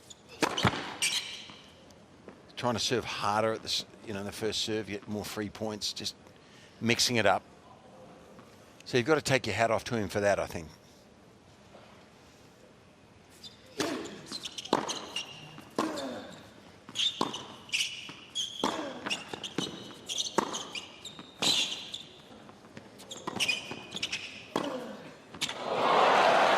So that forehand push there from Ruud has to be deep. He either drops it just over the net, that's his option, or he's got to get elevation on that and get it deep so that it's not presenting Munar with an easy pass.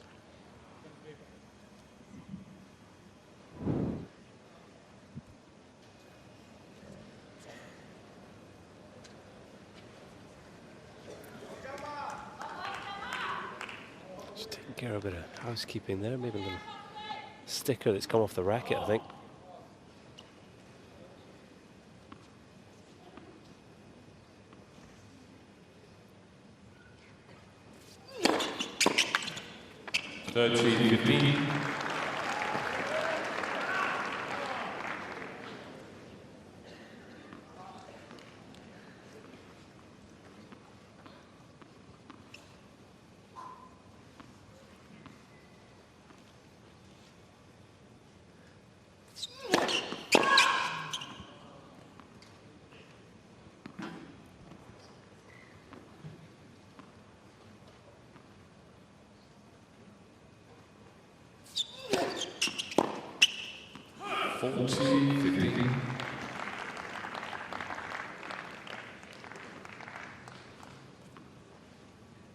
Different atmosphere now inside Margaret Court. 11:22. Not as raucous now, is it? Yeah. Understandably, just thinning out slightly with Ruud 2 sets to love up, but the match isn't over yet. Ruud has to keep his intensity. Munar has to keep fighting. And that's a good start to his 3rd set from the Spaniard.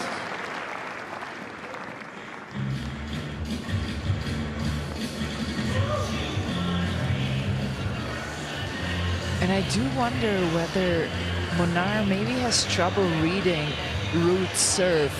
You talked, Fitzy, you and Colin talked about the quick motion that Ruud possesses at the very beginning of the match, and it does feel like it's very hard for Munar to read where he's going to go, because the ball is not hanging in the air for a very long time to read anything as a returner. And more rackets have been sent off to be restrung. How's the temperature now, Andre? You said it was pretty chilly at the start of the match. Even colder now, we presume.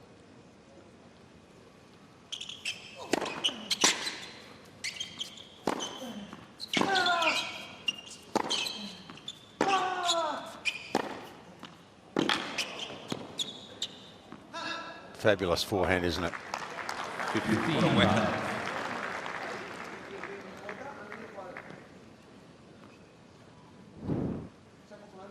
Andrea's maybe just checking her phone app, is she? Weather forecast.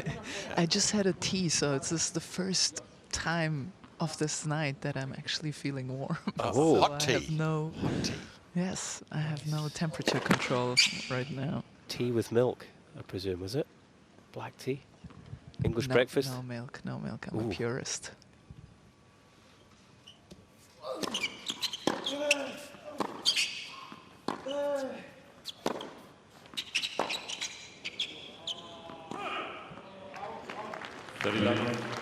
But I am strangely loving these conditions for Casper Ruud. He looks like he has no worry in his head at all about how he's striking the forehand. He's just going after it, and he controls it beautifully.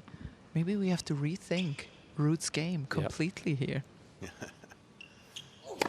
Well, you mentioned the change from the 100 square inch to 98, looking for more control. I mean, I guess maybe the deader conditions giving him even more control with the heavy hits.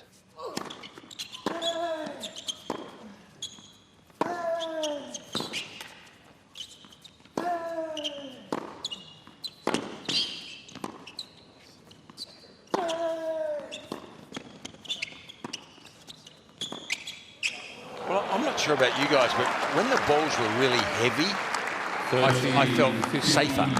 I felt like I could swing harder, hit, and you'd miss a little less. 100%. I mean, one of the things I always struggle with, you know, growing up in Scotland, the UK, played a lot indoors, played a lot in cooler conditions, so the ball was down at waist height. Across the Atlantic and playing America, suddenly the ball's bouncing up at your head, Yes, and it felt like it could fly anywhere on me. If I swung hard, it was going to go out the stadium the first couple of days. Yeah, felt like you're in altitude. You know, the first few times I played at Wimbledon, they used to put the new balls, they didn't have them in cans. So now I'm really talking about age gaps, but they used to come out of a box. They'd keep the new ones in a refrigerator on the side of the court. I bet you never knew that. Didn't know that. In a refrigerator, they were cold. When they came out, they felt like a bullet.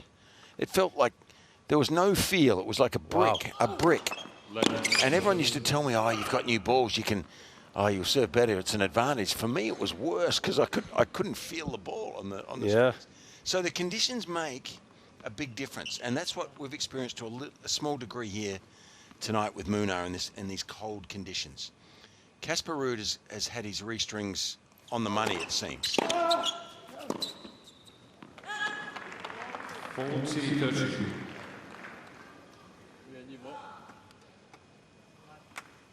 Ball fridge, courtside. Yeah, I'm telling you, they did. Every day is a school day for me. Yeah. Well, it was last century. The 20s were a hard time. They were yellow tennis balls, were they, John? You know, Andrea, she's just, you think she's the sweetest person on No, earth, and no, all of no. a sudden she comes in with something She's like that. taken me down at least once already this tournament. Once a day.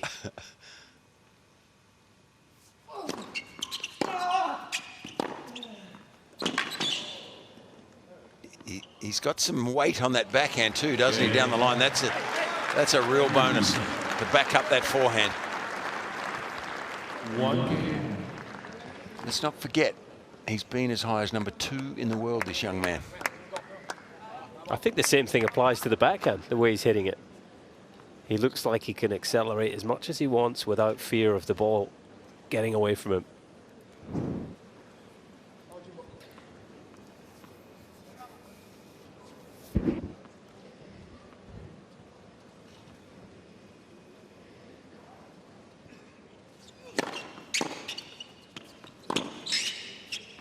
Love.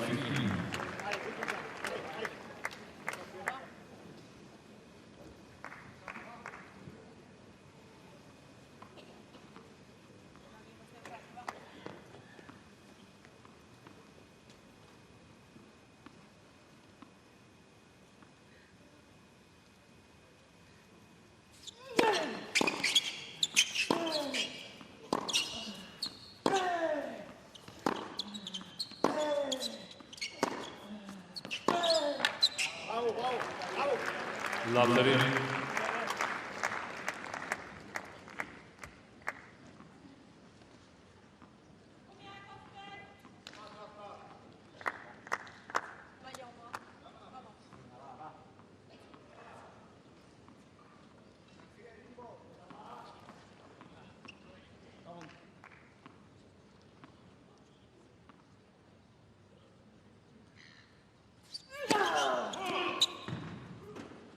He's under real pressure now, Munar.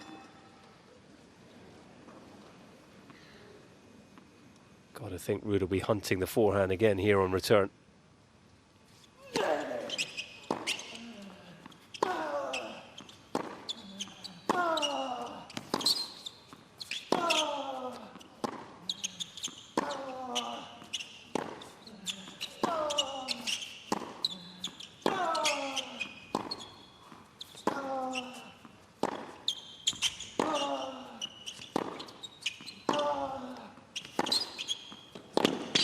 Probably a sign of how confident he is in the rally. He was happy to just let the second serve come onto his backhand and then get down to business.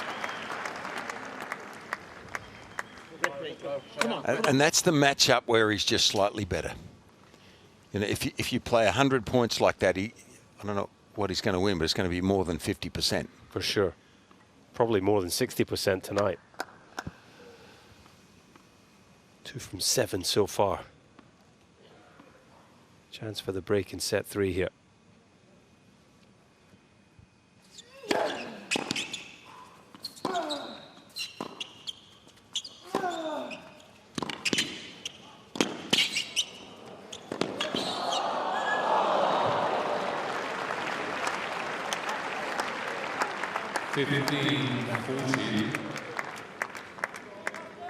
It's like he's moving well to me as well, Ruud. He spoke early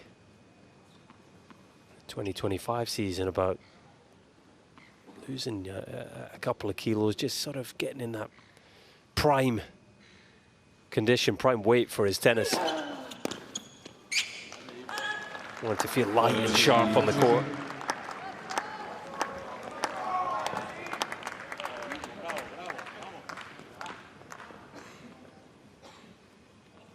Still one more chance here for the 12th seed.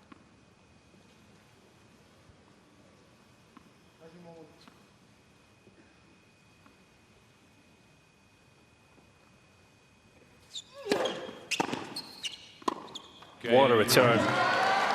Just pegs it onto the toes of Munar. Father's happy, son's happy, fans are happy. 2 sets in a break, Casper Ruud.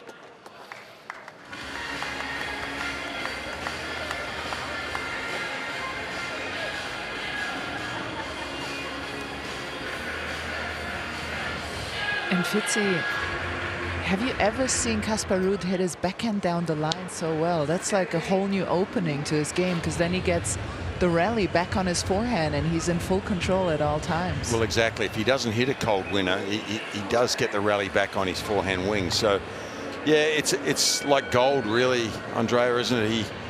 His forehand's so lethal, and that's what his go-to shot. But gee, it adds a whole new dimension if he can crack that backhand down the line with consistency.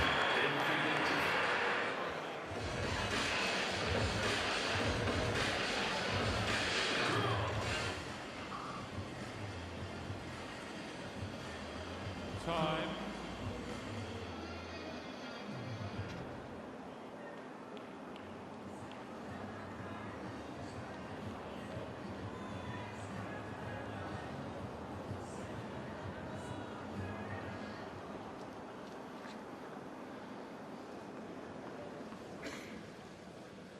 He's been giving this his all tonight, Jaume Munar, but he's not got an awful lot to show for it so far. Run into Casper Ruud in favourable conditions for the Norwegian, and he's been in top form as well.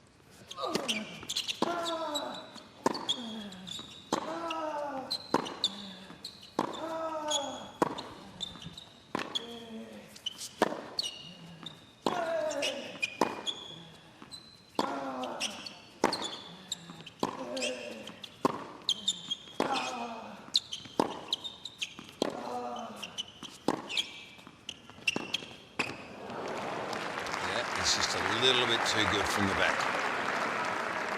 15. And that hurts. It hurts your ego, I tell you. We've all been through it when someone plays a similar game to you, but they just have a little bit of an edge.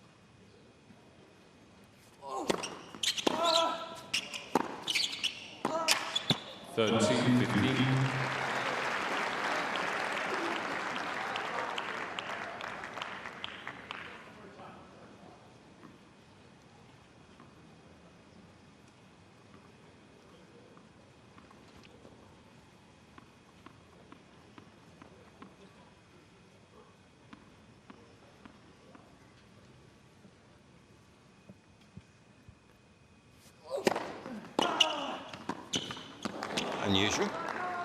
It's a confident move. It's the time to try it though, isn't it? 2 sets, break up, 30-15. It's a point that, now it's not as good as 40 love, but you can kind of afford to lose it. Yeah, well, you know, you always want to believe you've got alternatives, options to go to. But it's probably not a winning formula time and time again for him. Sod's law, isn't it? You think, I'm going to mix the serve volley in, and that happens to be the return the guy laces to your feet. Yeah, just my luck. Yeah, why didn't he chip that one?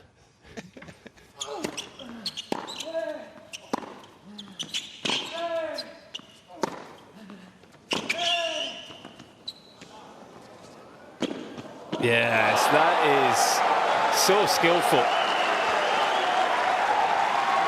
Too much height on the half volley from Ruud, and he was made to pay. Well, can't help thinking if Ruud had stuck to his normal game plan, he wouldn't be in trouble here. He didn't have much feel on that half volley. He just popped it up, gave Munar the chance. And here is his chance. First break point of the night.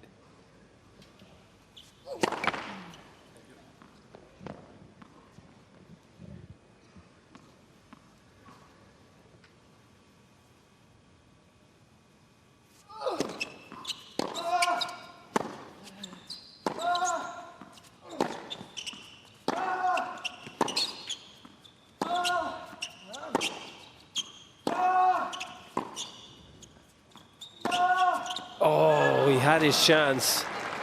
He had time.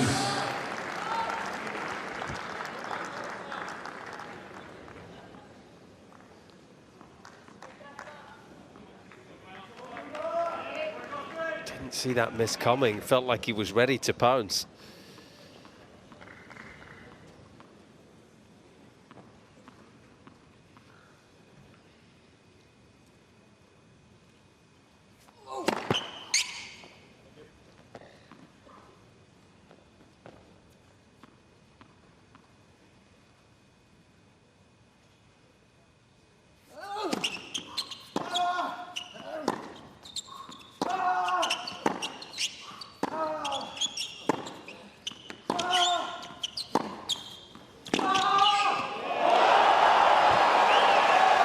a ripper.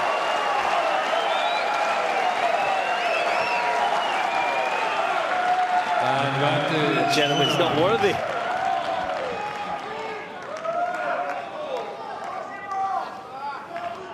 Yeah, as good as he's come up with all night, I'd say.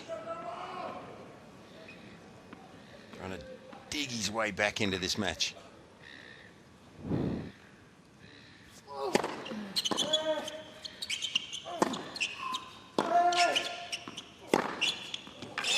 Oh, it looked long. It looked long from up here, didn't it? I thought so. Yeah. Well, I was sure the call was coming, but it... You know the technology is going to say the outside edge. But there was just a hair's width in that. It was hit so hard and flat, it was hard to see exactly where it landed, but goodness me. Well, you have to say, what a forehand from Ruud.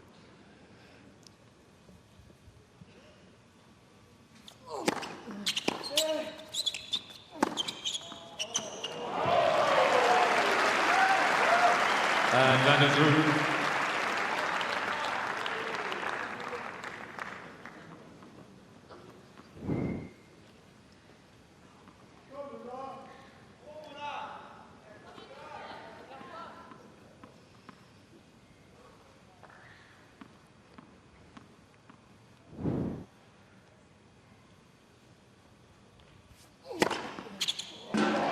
That's an impressive 3 points to get through the game.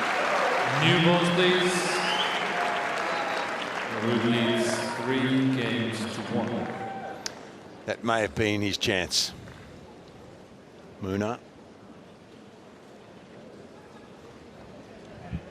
The first break point in particular, he had the short forehand. He did. You know what the irony for me is, and Andrea might be able to help me out here, but that point you're talking about, he had a forehand that he tried to press with in the end, and he ballooned it a little bit, didn't he? Was it just a mishit, or was it the looser strings? I'm not sure. Probably too hard to tell, but missed it by about a metre long. That was his chance. Yeah, needed the racket a couple of pounds tighter. Stop it. That's why tiny tennis players drive themselves insane, isn't it? That was the chance, that forehand, and it didn't look like he hit it exactly in the sweet spot. It wasn't a frame, but it was in the sweet spot.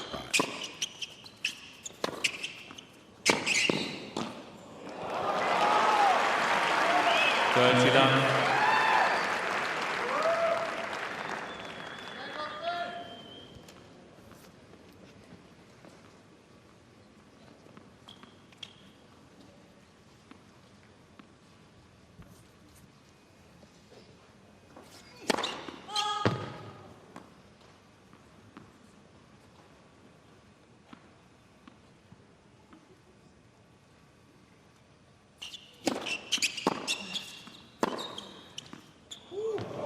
Well, that forehand looked out to me as well. Another one on the outside edge, I'd say.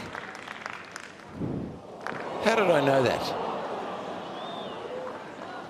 Well, if the technology doesn't call it, it's pretty easy what to expect.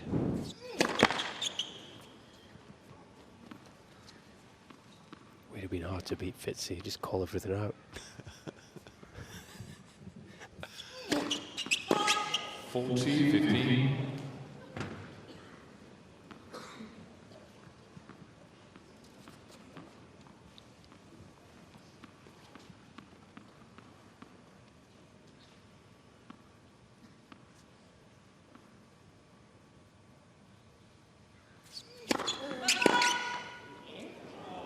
Wow, foot fault.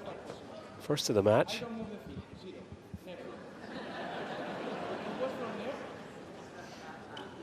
Camera there. The camera right on the baseline. No, you can't. Not this one. Not full fault. No, no. Now, you can't review the foot fault because it's called by humans using those cameras along the baseline and indeed on the centre line at the back. So you can't challenge a foot fault. Didn't matter in the end. Munar might have something to say about it. Leads 3 games to 2. Ultimately, he's held serve.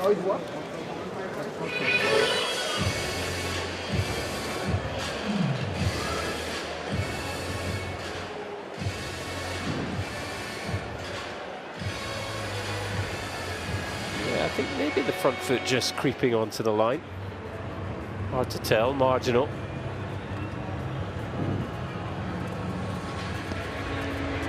Do they teach this at the Rafael Nadal Academy? How? The parallel bottles. How? There is no chance. I mean, I don't move the feet. Do you think I am that stupid that I step the line? Whatever. It's impossible.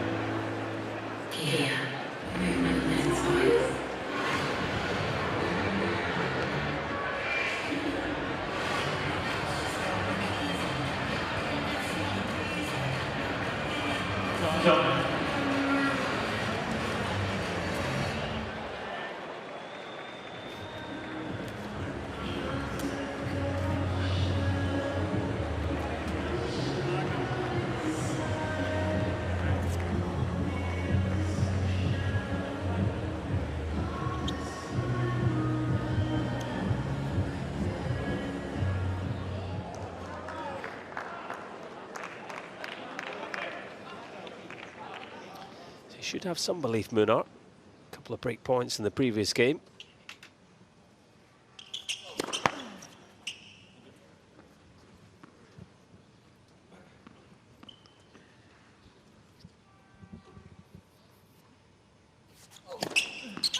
Love 15. In the bottom half of the men's singles draw here. Saw it briefly before set 2 summary, but the winner of this will face Marin Cilic, who's rolling back the years through to round 3 here.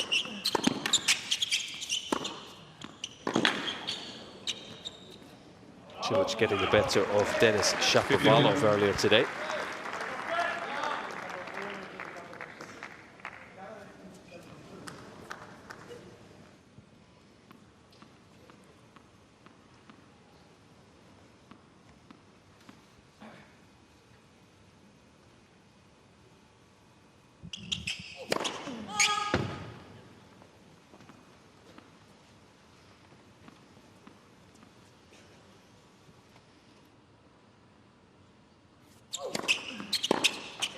Third sheet 15.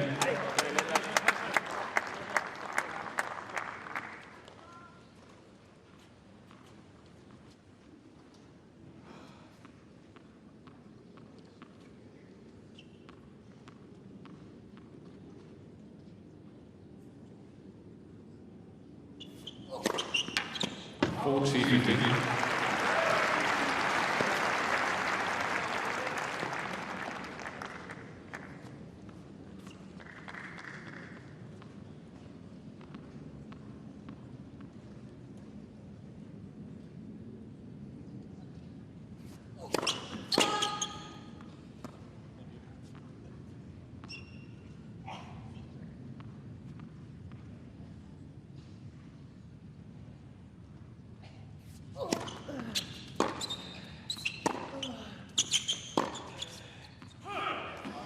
He's counting down the games, Casper Ruud. Ruud leads by 4 games to 2.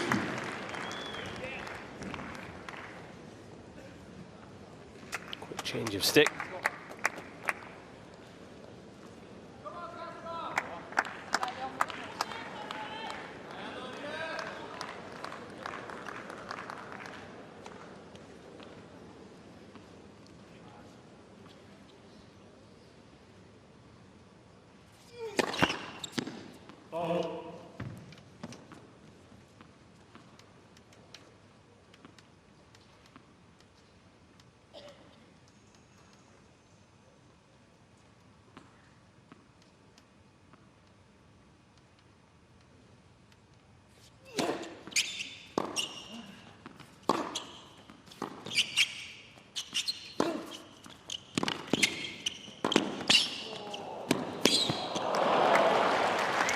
Top spin volley. 15 love. The lunging Pat Rafter topspin volley. Pat Rafter, I thought you had the copyright on that. No. No copyright. Where did Pat Rafter learn it then? Well, I think he taught himself.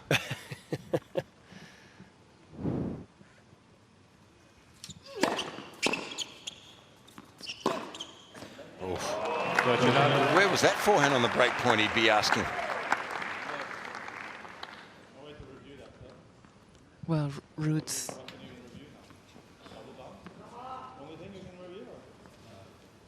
Bounce, touch. Where Ruud thought it was a let serve. That's what he asked, whether he can review it. I think he's learning the rules on the review system tonight. Can't review the let, can't review the foot fault. You can review hindrance, double bounce, reach over the net.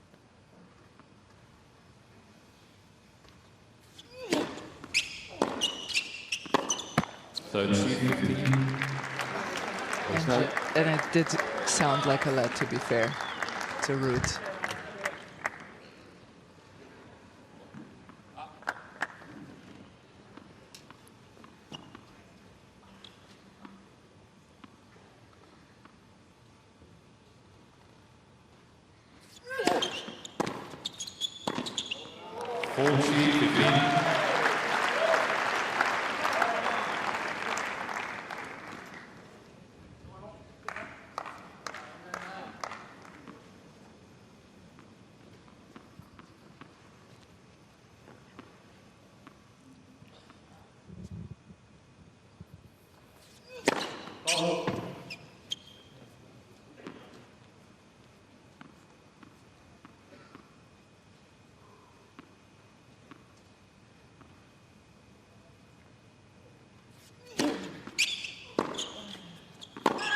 Game. Keeps it to just the one break. Leads 4 games to 3. But he's going to have to find his first break of serve sooner rather than later. Casper Ruud has this where he wants it.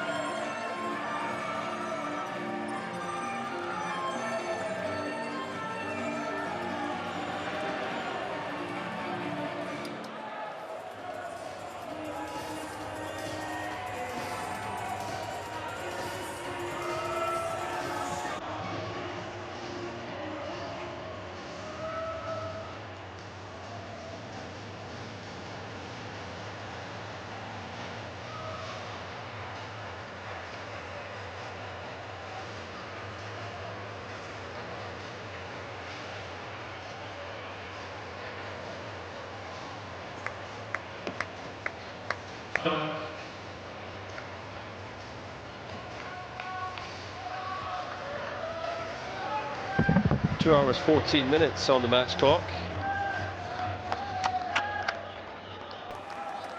Just 9 minutes shy of midnight. How much longer can Munar extend this one?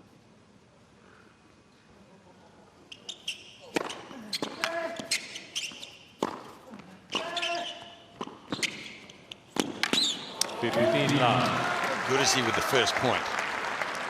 And you're right, you mentioned it before, Colt. It makes a massive difference if you get ahead 15 love on your own serve.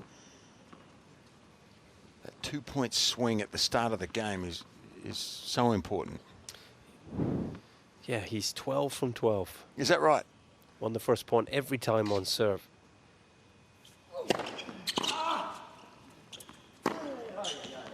Just frees you up, doesn't it, for the rest of the game? You feel like you're sort of running with the wind at your back.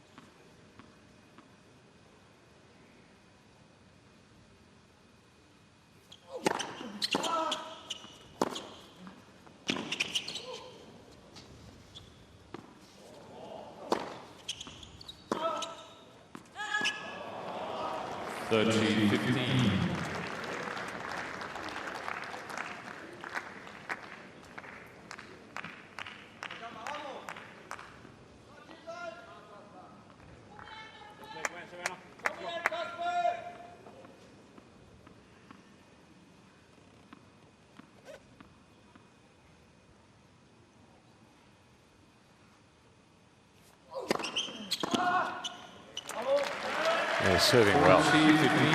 Just can't get a handle on the serve.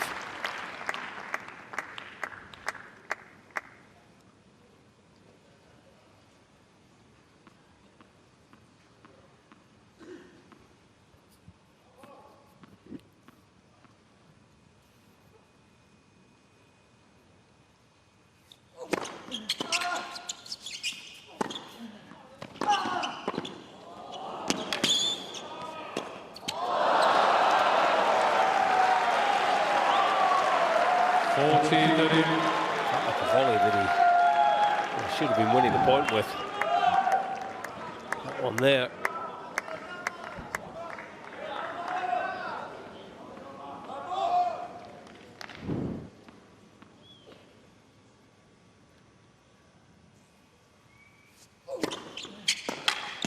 Matches not. Another quality first serve to close out the game. Ruud leads 5-3. You know, when he comes forward, he nearly got himself into trouble, didn't he? About a set ago, when it was a big game and he came forward a couple of times and he lost the point. His numbers are not great when he comes forward.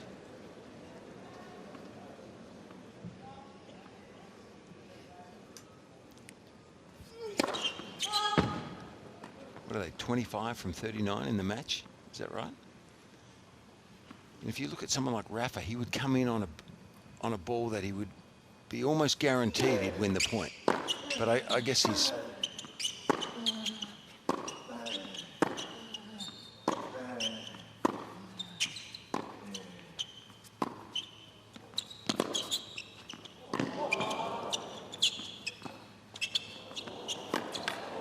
That's nice. Sneaky.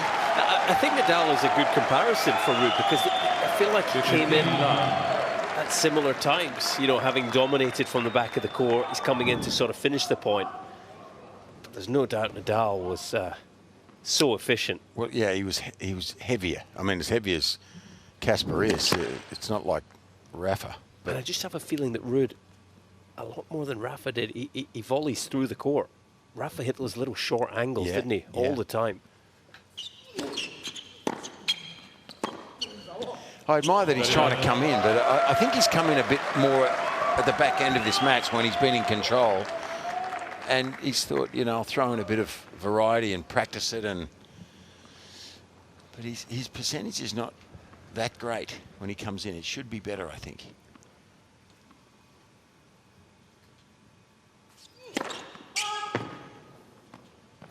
He's awfully good when he gets the forehand, though, Colin. Yes, that's for sure.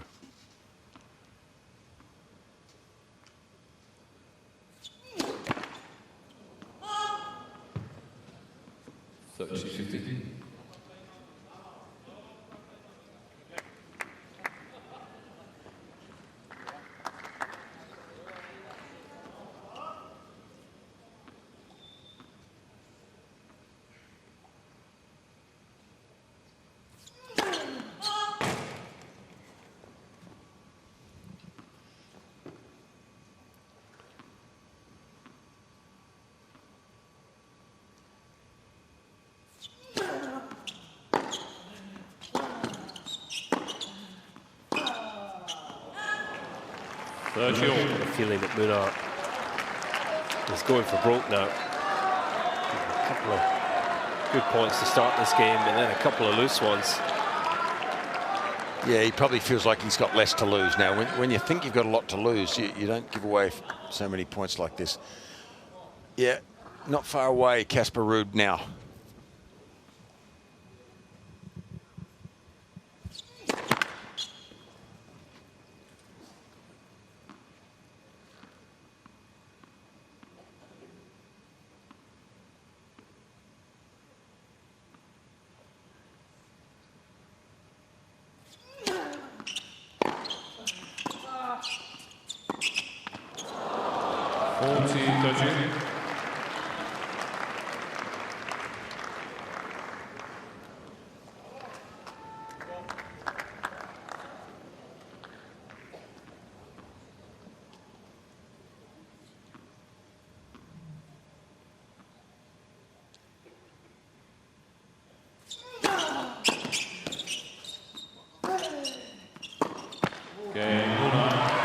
comes through. Ruud leads 5 games. Still alive for now. But in just over a minute's time, Casper Ruud will serve for the match.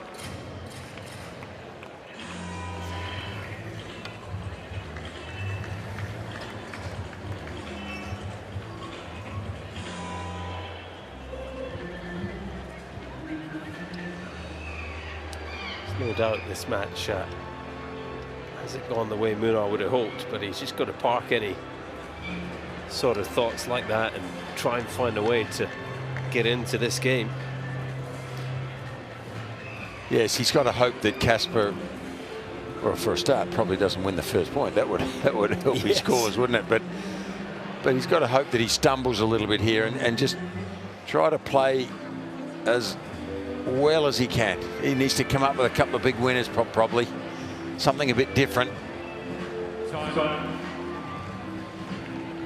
He's been solid, Ruud, hasn't he? In pretty good form.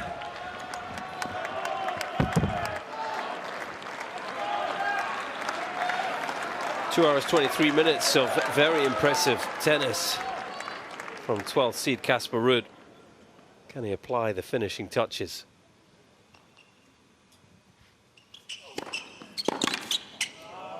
Now. 13 out of 13. First point won in his service games. It's good stuff.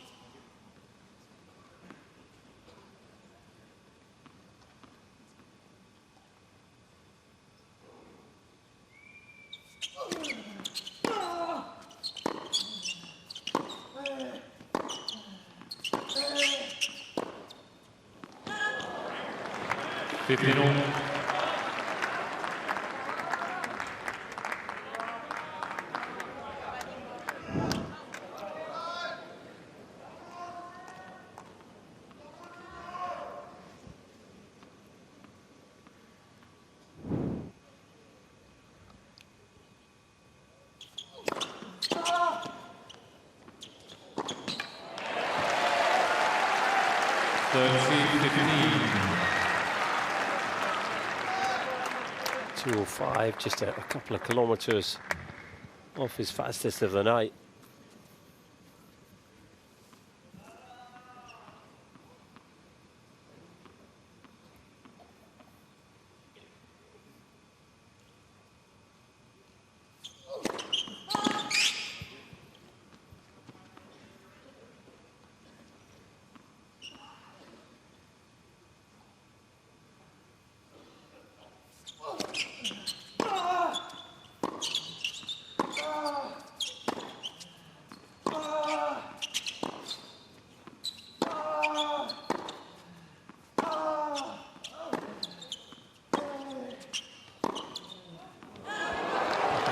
Astray again, though.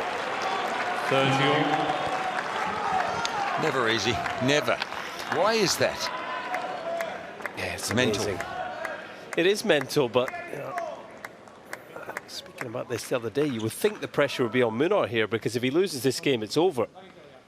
But for whatever reason, the player that has something to lose is the one that tends to tighten up. Yeah.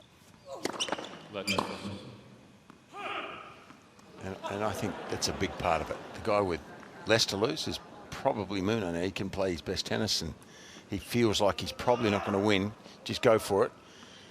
The guy serving for the match has something to lose.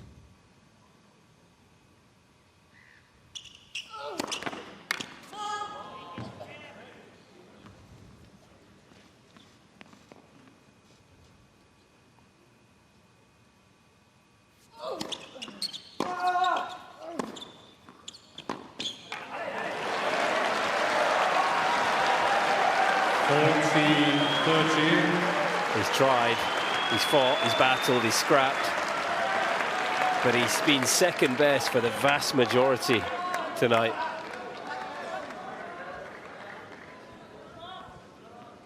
Ruud with a point for round 3.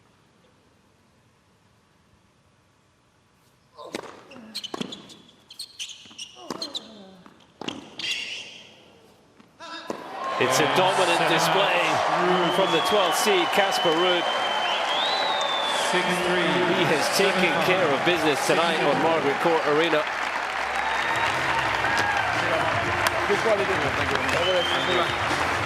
Five-set battle with Jaume Munar here last year, but plain sailing tonight. 2 hours, 27 minutes. He's got it in straight sets.